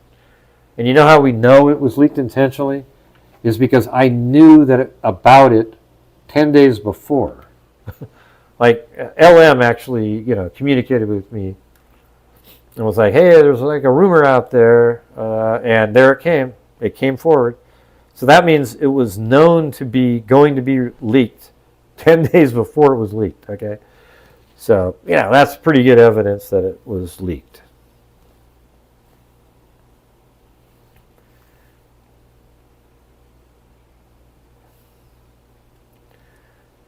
Court will also learn that Unified Command was aware of a very disturbing image on Brad Holder's social media account that actually mimicked the crime scene.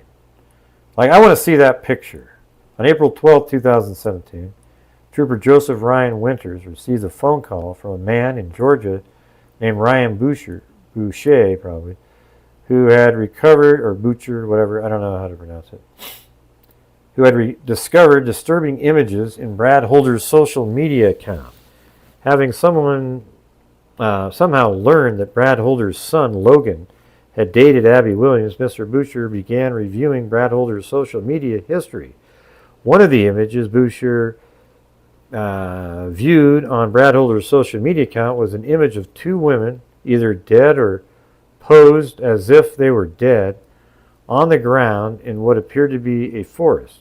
Both women had tree limbs and sticks arranged on their bodies. One of the women had her arms stretched out above her head, similar to the way that Libby's arms were stretched above her head. Both women were clothed, and the stick and tree branches formed on the girls was different than the sticks and tree branches formations on Abby and Libby, but otherwise it bore a very eerie similarity to the murder scene in Delphi.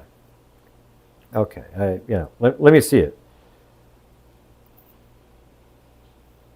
No, it doesn't, Cindy. See, that's your just warped opinion. It doesn't all come down to the 87-page report. It doesn't all come down to anything. Okay, it has nothing to do with that. They cleared Brad Holder, so the report doesn't mean anything to them. Yeah, but what you said doesn't make sense to say it all comes down to the 87. This all comes down to that 87-page report. Oh, you did? Well, if you said that, I'm just totally tired. I can't even barely read at this point. I tell you what, that 4-hour interview took a lot out of me. I don't know why. I mean, I do 4 or 5 hour shows. But when I was sitting there, I even said on you know what I said on there, Cindy? I said on there, like I only get to read like 15 or 20% of the chat. So I make a lot of mistakes on what people are saying. That was one of my downfalls that I said.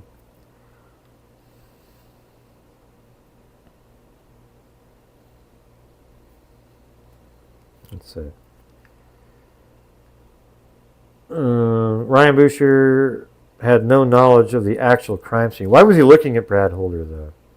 However, after reviewing Brad Holder's social media sites, Boucher was disturbed at the image, as well as other images that provided insight into the Brad Holder fascination with runes. Anybody see these images? Let's see.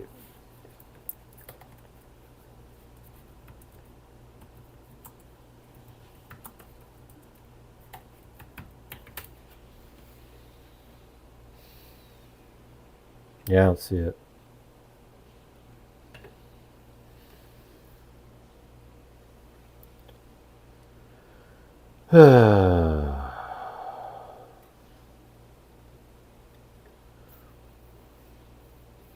Believing that the disturbing images may be something of interest to those investigating the Delphi murders, Mr. Boucher contacted Toby Lesenby, who at the time was the sheriff of Carroll County. Lesenby quickly rebuffed Boucher, telling Boucher that Holder was not a suspect.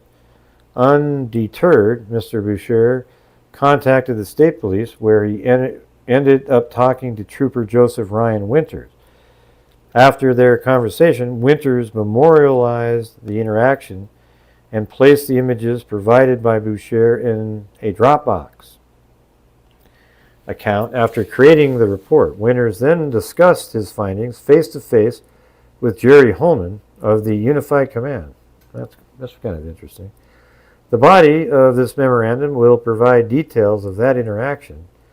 In his report, Winters requested law enforcement to re-interview Brad Holder.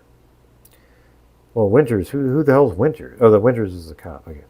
The defense does not believe Unified Command ever followed up on Winters' request. It should be noted that the disturbing images found by Boucher in Georgia and placed into a Dropbox by Winters were not and have still not been provided to the defense. In his recent deposition, Winters said that he had attempted to locate the images but was unable. However, because of the potential importance of those images to Richard Allen's case, the defense team located Boucher and then traveled to Georgia to meet with Boucher. You guys, I need some more energy, man. We're going to need to get some of those super chats up to make up for the 2 or 3 days of hellish revenue generation on the channel. I mean, I made this long trip, but man, what a costly one it was. Instead, the defense located these images in Georgia and then turned them over to the very people who had the obligation to provide them to the defense. So he got a hold of the guy in Georgia and got the images from that man, I guess.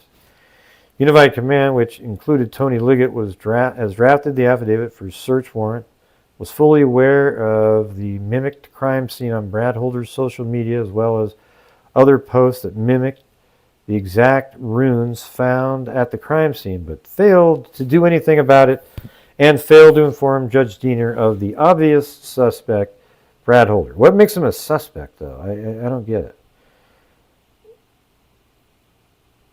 Thanks, Cindy. And rowing now, so far, Okinawa.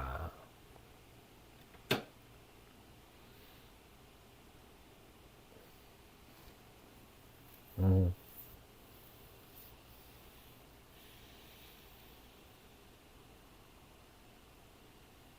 Let's see.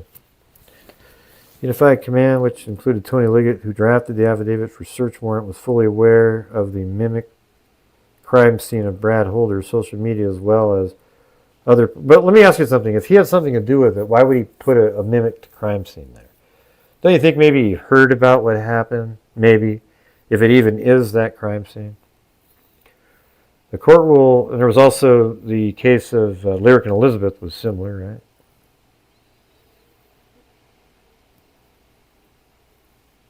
Yeah, well, I'm sure Winters was like, wow, that's crazy. Ooh, wow. Yeah. Cops are just like everybody else, you guys. I mean, there's people out there that see something. I think those other 3 cops looking into Odinites and all that are just like that. They thought they were really onto something, and boy, everyone else is wrong and they're right. And they got it nailed. I just, you guys, so what they're all implying then is that law enforcement could have solved this case a while ago, but they just didn't want to. Thanks, Kathy Chapin and Joel Sane. They just didn't want to. So what they did was they found just a total lackey and just pinned it on a random dude named Richard Allen. Why would they do that? Just go after the freaking Odinist, the guy that you know. Does anybody have an answer for why? What's the rationale behind it? Doesn't make any sense. Yeah, it does seem simple, Amber. It's one of the easiest things in the world. It makes sense to anybody with a brain. It makes a lot of sense.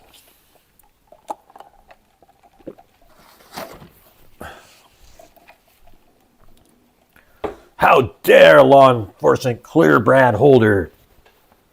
We need him to be something. Thanks, George Leonard. Oh, no, there's people out there, like the wacko that was just on TV the other day, talking about how Ron Logan's book, or the Ron Logan book he wrote, and that how the voices at the end of the bridge are 2 different people, and they're actually set out of order. Just absolute lunacy, okay?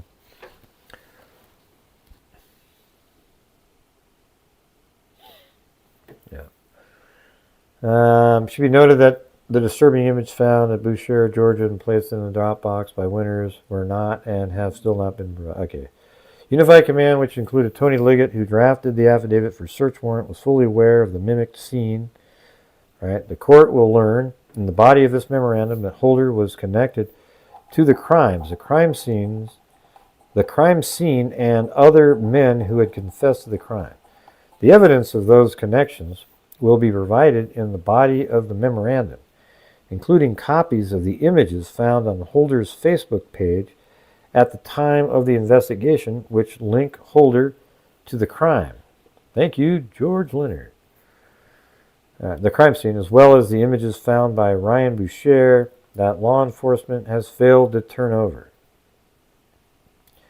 to the defense. The defense will also attach what the defense calls the Winter Report, which is the memorandum of Trooper Winter's interaction with Ryan Boucher. Liggett provided none of the evidence or information to Judge Diener, but rather allowed Judge Diener to believe that Richard Allen was a lone suspect. Okay, so he shouldn't have been a lone suspect, but you guys admit that he should be a suspect. He's just not. He shouldn't have been a lone suspect. You kind of blew it right there, guy. You said above he had nothing to do with it, but right there you said. That's awesome. Let's see. Diener to believe that Richard Allen was a lone suspect in the murders, in spite of zero evidence linking Richard Allen to the crime. At the time Liggett sought the search warrant 26 days before an election. See, that's one of the questions they were asking me. I mean, sure, it could have been that they had Richard Allen's name, but why wouldn't they have just came and got and arrested like Brad Holder and those guys if they were involved? Anybody?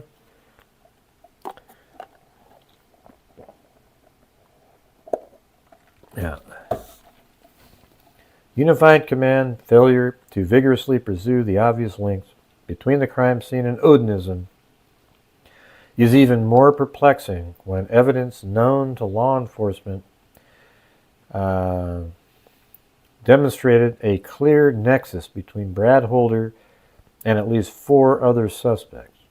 Elvis Fields from Rushville, Patrick Westfall from Delphi, Johnny Messer from Rushville, and Rod Abrams from Rushville. And I'm not saying any of these people have anything to do with anything. As a matter of fact, I don't think they have anything to do with anything. But they're in the document.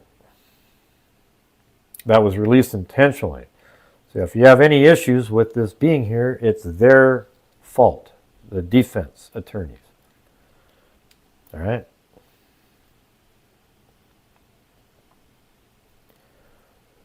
Let's see. Unified Command was aware that Elvis Fields confessed to his sister that he was involved in the murders, even providing to his sister intimate crime scene details of which only those present at the crime scene would have familiarity. Additionally, see, where is that though, right?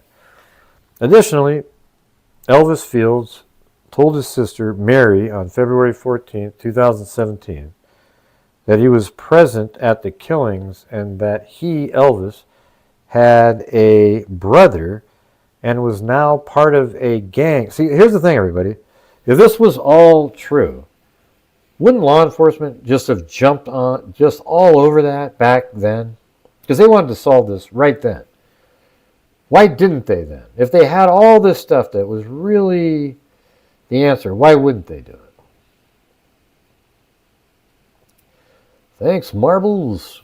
Yeah, everything helps. Like, for example, I don't know how many people are watching, but let's pretend that there's 708 people watching. If all 708 donated $1, we'd be ahead of where we are right now. But nobody ever does that. That's the thing. What happens is 25 people send in $1, and then it's like, well, shit, man, you could have had, what was it? Maybe 50 people would have. It's pretty funny, though. Let's see. He mentioned the book shack. Who? Who mentioned that? Who are you talking about? Type in full sentences, man. Unified Command failure to vigorously pursue the obvious links. Okay, we got that. Unified Command was aware that Elvis Fields confessed to his sister, was involved in the murders, even providing to his sister intimate crime scene details. So can anybody explain why law enforcement wouldn't have just jumped all over this? Elvis has been questioned by law enforcement but denied involvement in the murders. However, after being dropped off at his trailer following the questioning, Elvis turned around, walked back to the police car, and according to the police report, asked the state trooper if his spit is found on one of the girls. But he could explain it away. Would he still be in trouble? The state trooper that heard Elvis utter these words, Kevin Murphy, was not part of Unified Command, but immediately relayed Elvis's disturbing question to Jay Harper of Unified Command. Elvis also admitted to a different sister, Joyce, that he had in fact spit on the girls. Elvis told Joyce that he was on a trail and a bridge with 2 girls that were killed and that he was going away for a long time. Man, I don't know. I mean, is this stuff really in documents? It's crazy, right? If this stuff was in documents, it seems like they would have be arresting people. You think they just read it and went, yeah, no, I don't think so. I don't think so. It's ridiculous.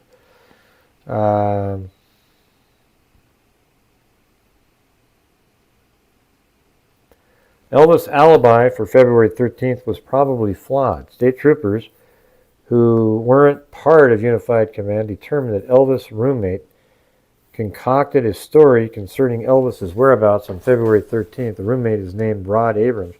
Abrams told a story claiming on February 13th that he, Elvis, and a man named Ned Smith were visiting a sick friend in Muncie. Unfortunately for Rod Abrams, this story conflicted with the story that Elvis Fields told law enforcement to his whereabouts on February 13, 2017. These shady alibis were relayed to Unified Command. These shady alibis will be further explained in the body of the memorandum. Furthermore, Unified Command knew that on February 1st, 2018, Elvis's sister passed a polygraph examination when asked if she was telling the truth about what Elvis had confessed to.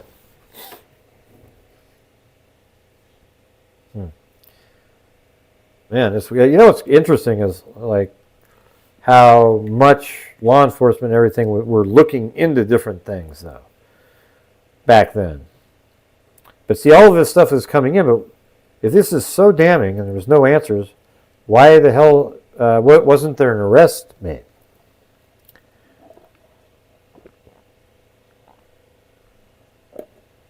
Yeah, I don't think it's made up stuff, but I think they're leaving out. See, what these guys are doing is leaving out the exculpatory information regarding what they're saying.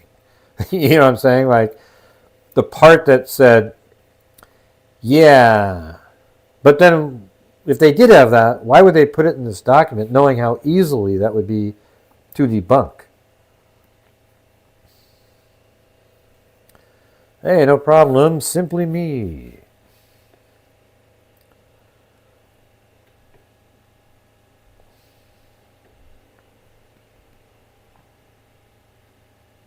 Yeah, it causes doubt in people like you. Yeah. Right, so evidence known to Unified Command included the fact that fellow Odinites, Patrick Westfall and Brad Holder, were close friends as late as January 21st, 2017. However, that friendship ended very abruptly in February of 2017. The schism in their friendship resulted from a fight that occurred between Holder and Westfall in February of 2017, where Holder and Westfall were in the woods near a river conducting a ritual. One of them said or did something the other did not agree with, and they no longer talked to each other. The river was near Patrick's house. An intoxicated Brad Holder shared this disturbing information with his ex-wife, Amber Holder. Amber Holder then relayed the disturbing information to law enforcement who were not part of Unified Command in 2019. These officers then relayed this disturbing information to Unified Command. Liggett concealed this information from Judge Diener. In 2019, Unified Command learned that in a totally different conversation with his ex-wife. See, here's the thing. Here's what I would say. Why does Liggett need to bring this up? See, it's a different case. So you've got these Odinites, right? So let's just say you've got these Odinites and everything. And so if Liggett was going to make a case against the Odinites, he would have put in all these reports. But it had nothing to do with the Odinites. It had to do with Richard Allen. So you're not going to put in the Odinite information in Richard Allen's report. It has absolutely nothing to do with it. You get what I'm saying? I mean, I think that actually makes sense, and I think that's real. What I'm saying here is that there was an Odinites, there was an Odinite story going on, and sure, if that was the story, then Liggett would, need to put the Odinite information in there. But it's a story about Richard Allen and what his association is. So why in the hell would he need to put any Odinite stuff, like concealing it? What do you mean concealing? Can you tell me why? Let me say, okay, watch this. You're going over Richard Allen's case, right? You're going over Richard Allen's case, and you're saying, okay, listen, he went up to the conservation officer. Oh, and by the way, Brad Holder was looked into for being an Odinite. Yeah, but okay, sorry to confuse you, Judge. I didn't mean to confuse your ass there. But okay, so here's the thing is, Richard Allen said he was at the bridge from 1:30 to 3:30. And apparently, by the way, it looks like he's the guy in the bridge. Wait, but hold on. This other guy and Holder had an argument out in the woods at one point. Yeah, it doesn't make any sense, you guys. So I think that's it. I mean, it's their guy is Richard Allen, and the Odinite story isn't part of Richard Allen's case, just like the defense has told us that Richard Allen is 100% not an Odinite. And so why in the hell would law enforcement bring up the Odinite information in the Richard Allen case? Now, if Richard Allen's case somehow falls to the wayside, then shit, man, maybe there's a whole other thing that you can look into. But apparently when they were looking into him, they were able to determine that they had alibis and whatnot, right?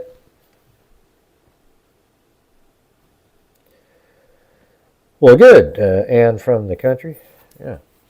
Thank you, Scorch PFG TV. Yeah. Well, thank you. Right. So what's funny is I just sort of thought of this, and I haven't heard anybody else say what I'm telling you guys right now. Have you heard another soul say what I just told you? I think that's the elephant in the room that nobody's noticed at this moment, is that Richard Allen's arrest has nothing to do with the Odinites. So why the hell would you be putting Odinite information in the probable cause for Richard Allen? By the way, Judge, let me tell you about all these other things. It's ridiculous. And it's not exculpatory information. It's a whole different case. Right, Cindy, right. You're the one that bought into it all. Don't pretend that that's what you thought when you read. Is Richard Allen's wife standing by him? Not really sure. I think she might be the one that said something.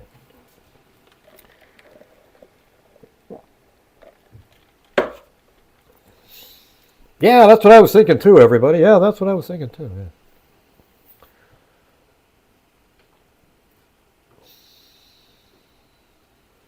Yeah.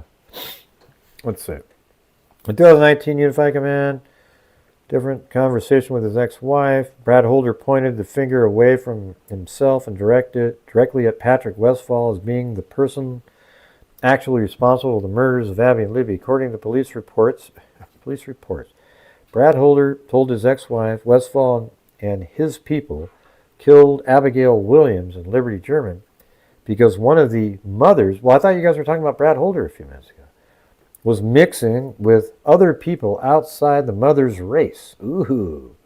Furthermore, Unified Command was aware that Brad Holder had told Amber that I can only protect you so much. So imagine if you included this in the Richard Allen probable cause. Richard Allen, let's see. There was 3 girls at the bridge at 12:43. They walked down the path and didn't see Richard Allen. Then they, at 1:37, or 1:26, they took a photograph at a bench. Then they continued to walk out, and just before hitting the Freedom Bridge, they passed Richard Allen walking in. And Unified Command learned a totally different conversation with Brad Holder's ex-wife pointed the finger away from himself and directly at Patrick Westfall.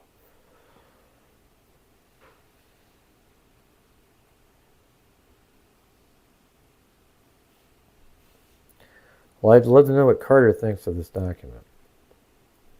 Yeah, Carter, I think they're probably aware of it, it'll be weird if they weren't all knew exactly what they were doing. There might be some heated arguments going on behind the scenes. What do you think? Come on, Cindy, be honest. Oh, come on, you did too, Cindy. You bought into it. That's why you were saying it's reasonable doubt for you. You totally bought into it. Come on. Come on, Cindy. Don't gaslight me now. Your position is that the Odinist occult information was probable cause for you.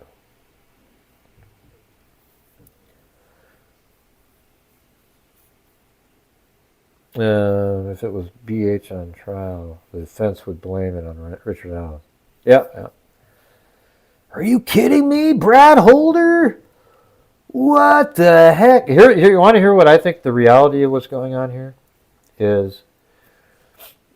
There's a family member associated with the Germans. In fact, Cody, the adopted sort of nephew.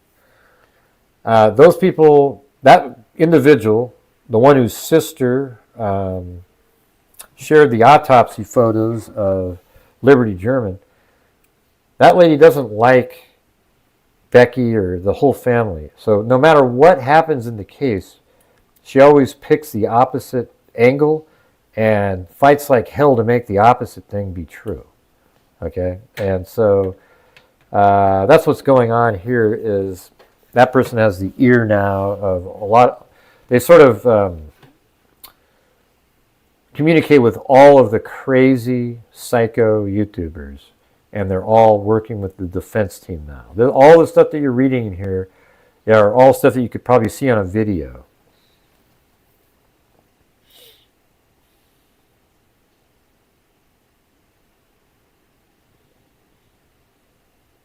Mm-hmm. When you say he may have lied, do you think... I don't think Liggett lied about anything. Because they all know that everything has to be proven. Now, it could come down to an interpretation of something. Right? And it's not as clear-cut as he may have made it seem. Yeah, but you don't know if that isn't true, though, Cindy, right? I mean, when you said muddy and bloody, how do you know that's a lie? I mean, wouldn't you think that he would know that that's not a lie when he did it? It could have been something like this. So when he came out, was he muddy? Do you think there could have been blood on there? That could have been blood. Okay, so he was muddy and bloody, and I mean, who knows if that's how it went? I'm not into that kind of stuff, but you can definitely see shit like that going on.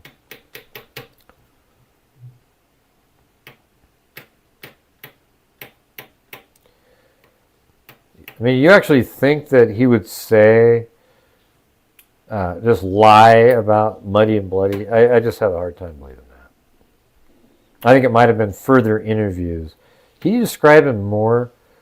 And then she says, yeah, it looked like this.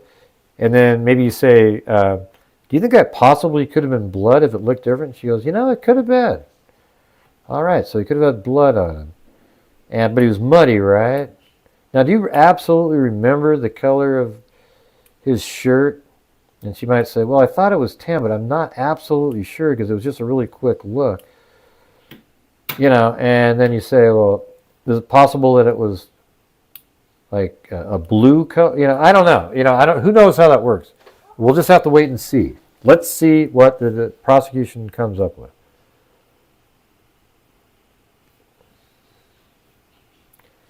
Unified Command's failure to continually pursue the obvious links between the crime scene and Odinism is even more disturbing when evidence known to law enforcement included information about another Odinite named James. See, why are there so many Odinites here? Pick one, for God's sakes.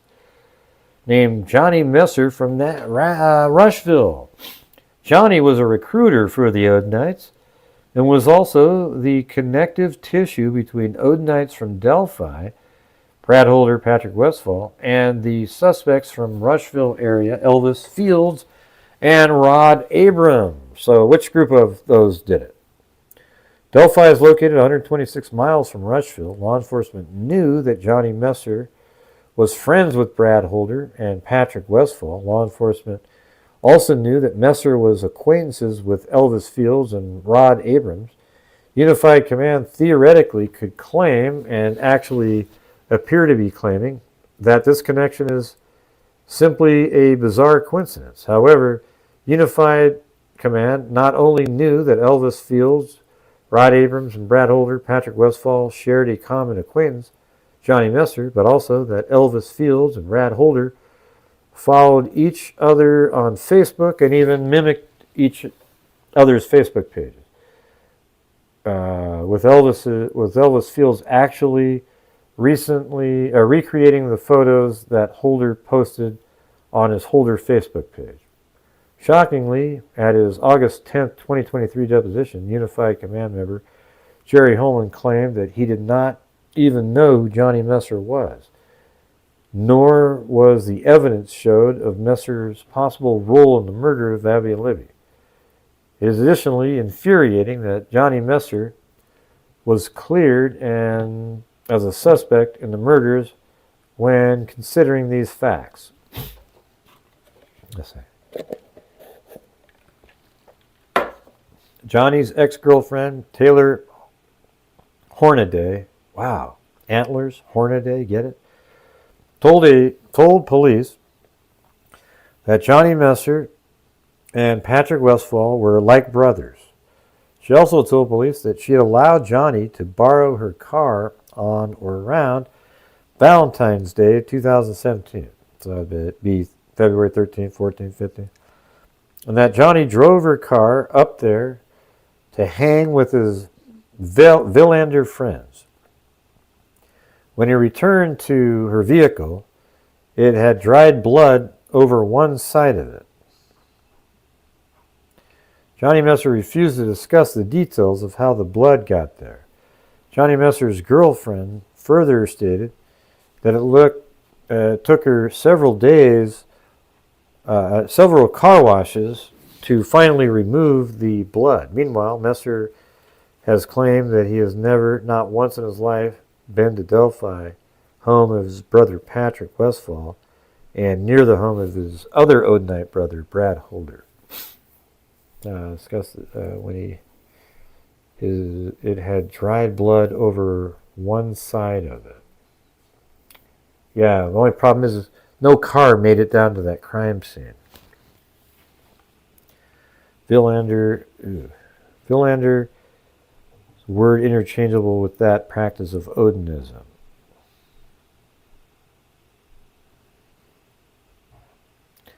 Messer's ex-girlfriend also told law enforcement that Brad Holder and Johnny Messer were two of the most violent people she knew and were fully capable of having been involved in the murders. Johnny Messer's ex-girlfriend further stated that a motive for their involvement in the murder of Abby and Libby might be the concept of blood and blood out, which means social acceptance into a secret circles. Also, this information was relayed to Liggett and the Unified Command team.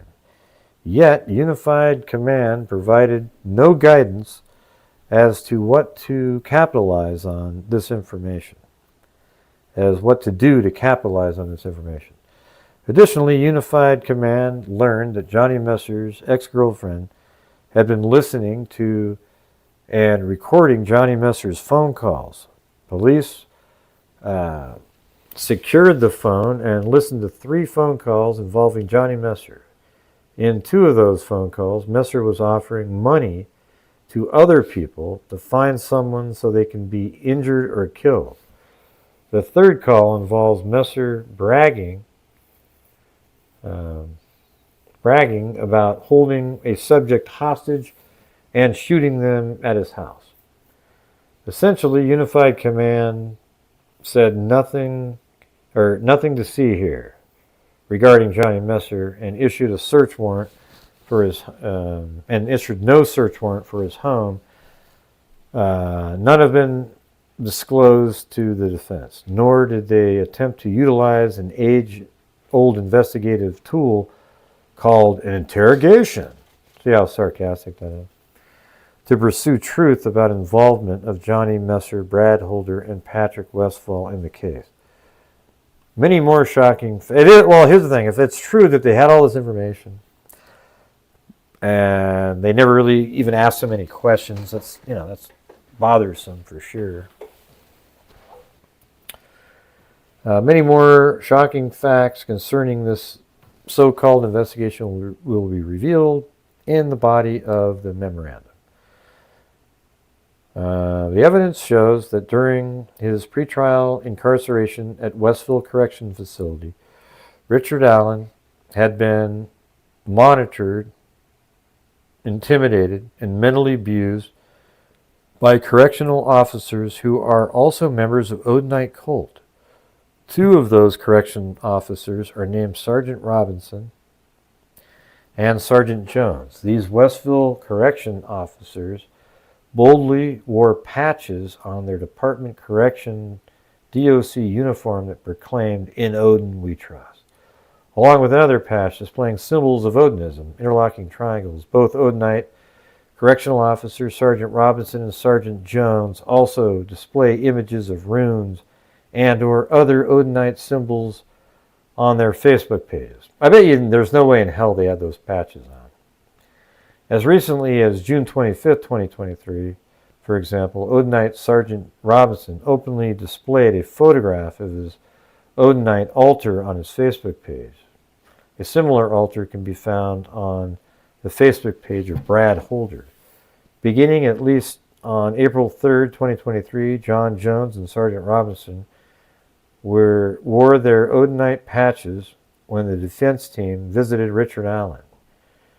However, Sergeant Robinson and Sergeant Jones' brazen display of their Odinite patches came to an end on August 17, 2023. What changed? Why suddenly did they no longer display their Odinite patches beginning on August 17, 2023? Visit between Allen and defense team. It was not until an August 10, 2023 deposition of Trooper Jerry Holman that Richard Allen's defense team finally revealed to the prosecutor and to the Unified Command that for many months they, Richard Allen's defense team, had been fully aware of the strong evidence linking Odinism to the murders. Thanks, Mama 457 Rose.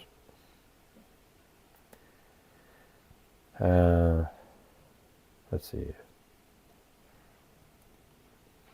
It was also at the August 10, 2023 deposition that the Unified Command learned that Richard Allen's defense team was not only aware of this information, but also intended to expose the linkage of Abby and Libby's murders to Odinism, and would also be revealing the names of Odinites at trial. At that deposition, Holman and the prosecutor also learned the defense team obviously intended on opposing the Unified Command's utter failure to pursue the Odinist suspects in spite of the powerful evidence of Odinites' involvement of the murders. However, and this is important to note, at his August 10, 2023 deposition, Richard's defense team did not let Holman or anyone else know that the defense team was fully aware of the Odinite correction officer at Westville hearing. Yeah, man, my eyes are like blinking out. Let's see.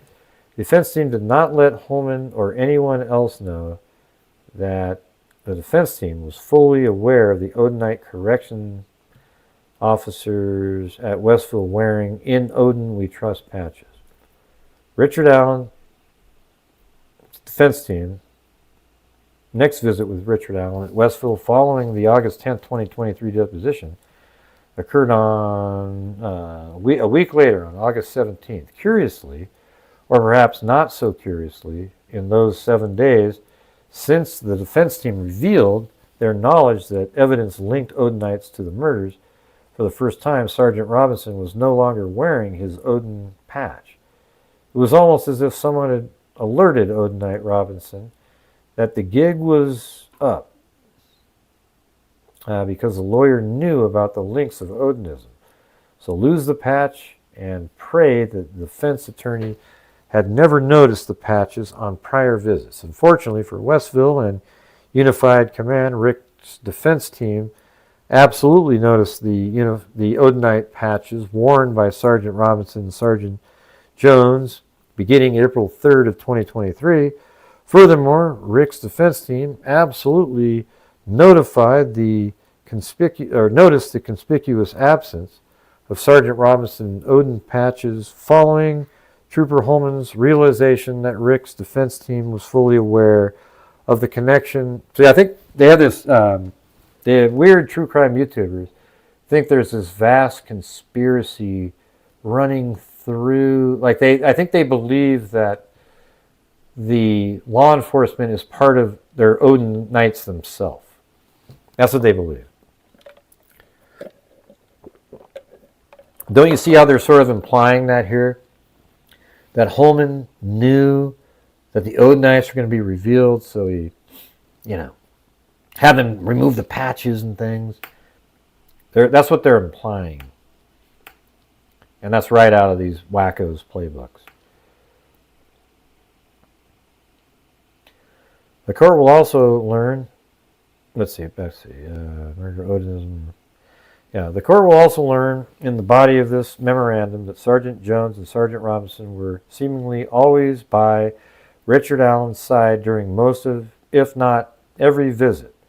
Normally, corrections officers, Jones and Robinson, were within earshot of every conversation between Richard and his attorneys and between Richard and his wife, close enough that Richard would have to be worried about any conversation with his attorney and his wife being overheard by Sergeant Robinson and Sergeant Jones or other correction officers. Beginning on April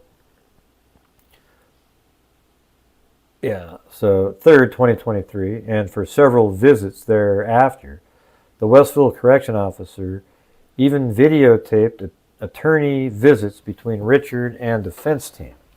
Most of the time, if not every time, it was Sergeant Jones or Sergeant Robinson bringing the handheld camcorder to the visit. Correction officers even required that Richard Allen be positioned facing the window where the correction officer was videotaping the attorney visits with the handheld camcorder. This positioning of Richard Allen's body would allow the corrections officer to videotape Richard Allen's mouth as he talked to his attorney.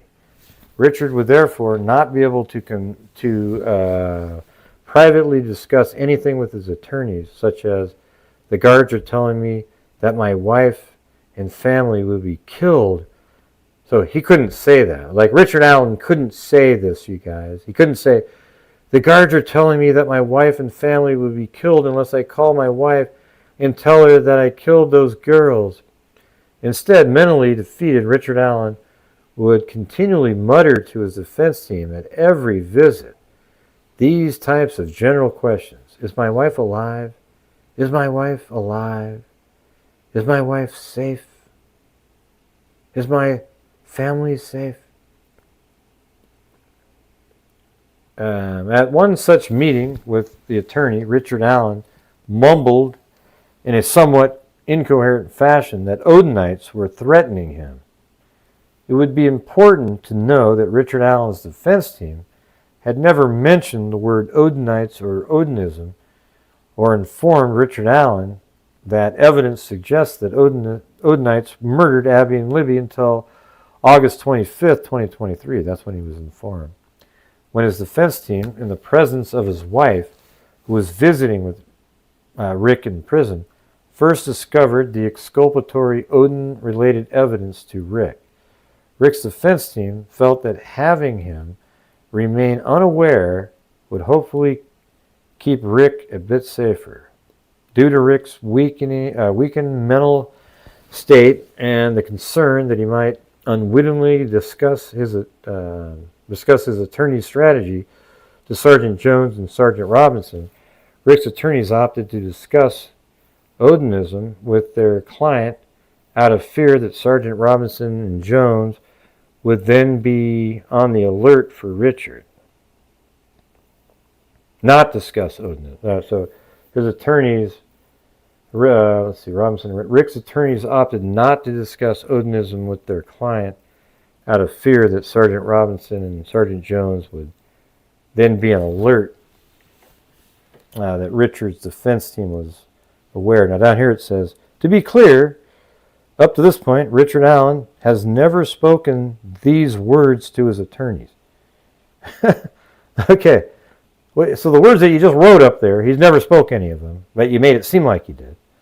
The point is that the Westville guards have made the privacy needed for Richard to have the type of private conversation with his attorney very difficult, and perhaps not worth the risk if you are Richard Allen. I mean, isn't that stupid? You do this whole thing and then you say, yeah, he didn't say these things.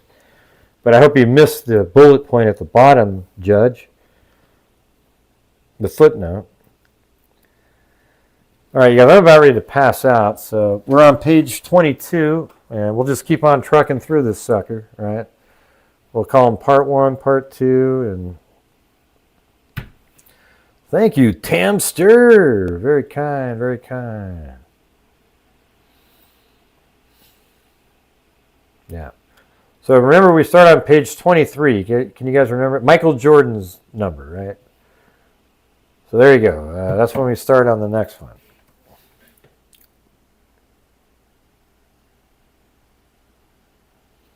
Yeah, I mean, my eyes are just like stuck together or something. It's weird. All right, so thank you guys. I really appreciate you guys being here and very much for the support. Kind of trying to make up for some of these, like really, I think yesterday was like $60 or something. It was really bad, if that.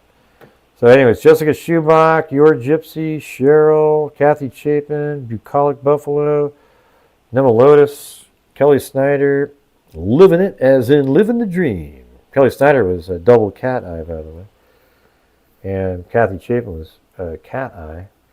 And then Living It, Jason Smith, Margie, Romeo's Heart, a cat eye, East to Hig, Suzette, Kathy Chapin, cat eye, Kami, LM, RF, Amber Maiden, Irene Cipher, Kami, gifted a membership, Joel Sane, Charlotte Denny with a cat eye, Jess Trombley, Tumbleweed, Joel Sane, Vegas Andrews, Jason Smith, a new member, Rowing Now, So Far So Okinawa, Cindy J, Kathy Chapin, Joel Sane, George Leonard, Simply Me, Scorch PFG TV, Llama 457 Rose, Cindy J, Tampster, thank you.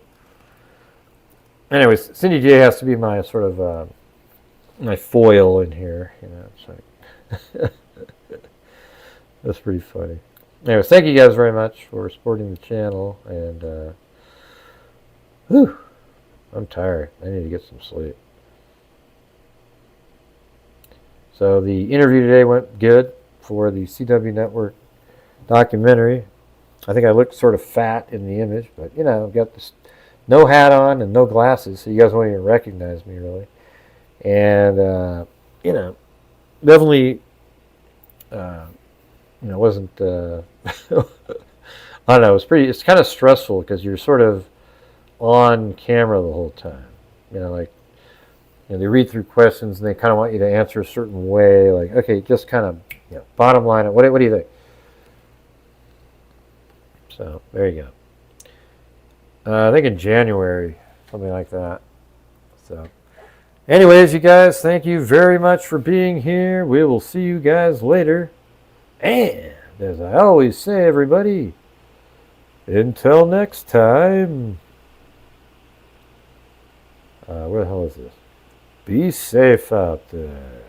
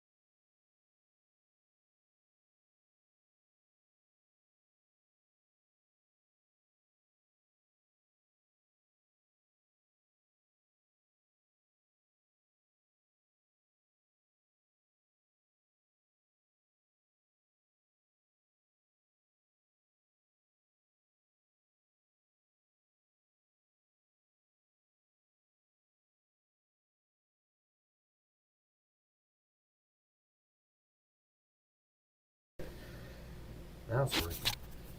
Strange.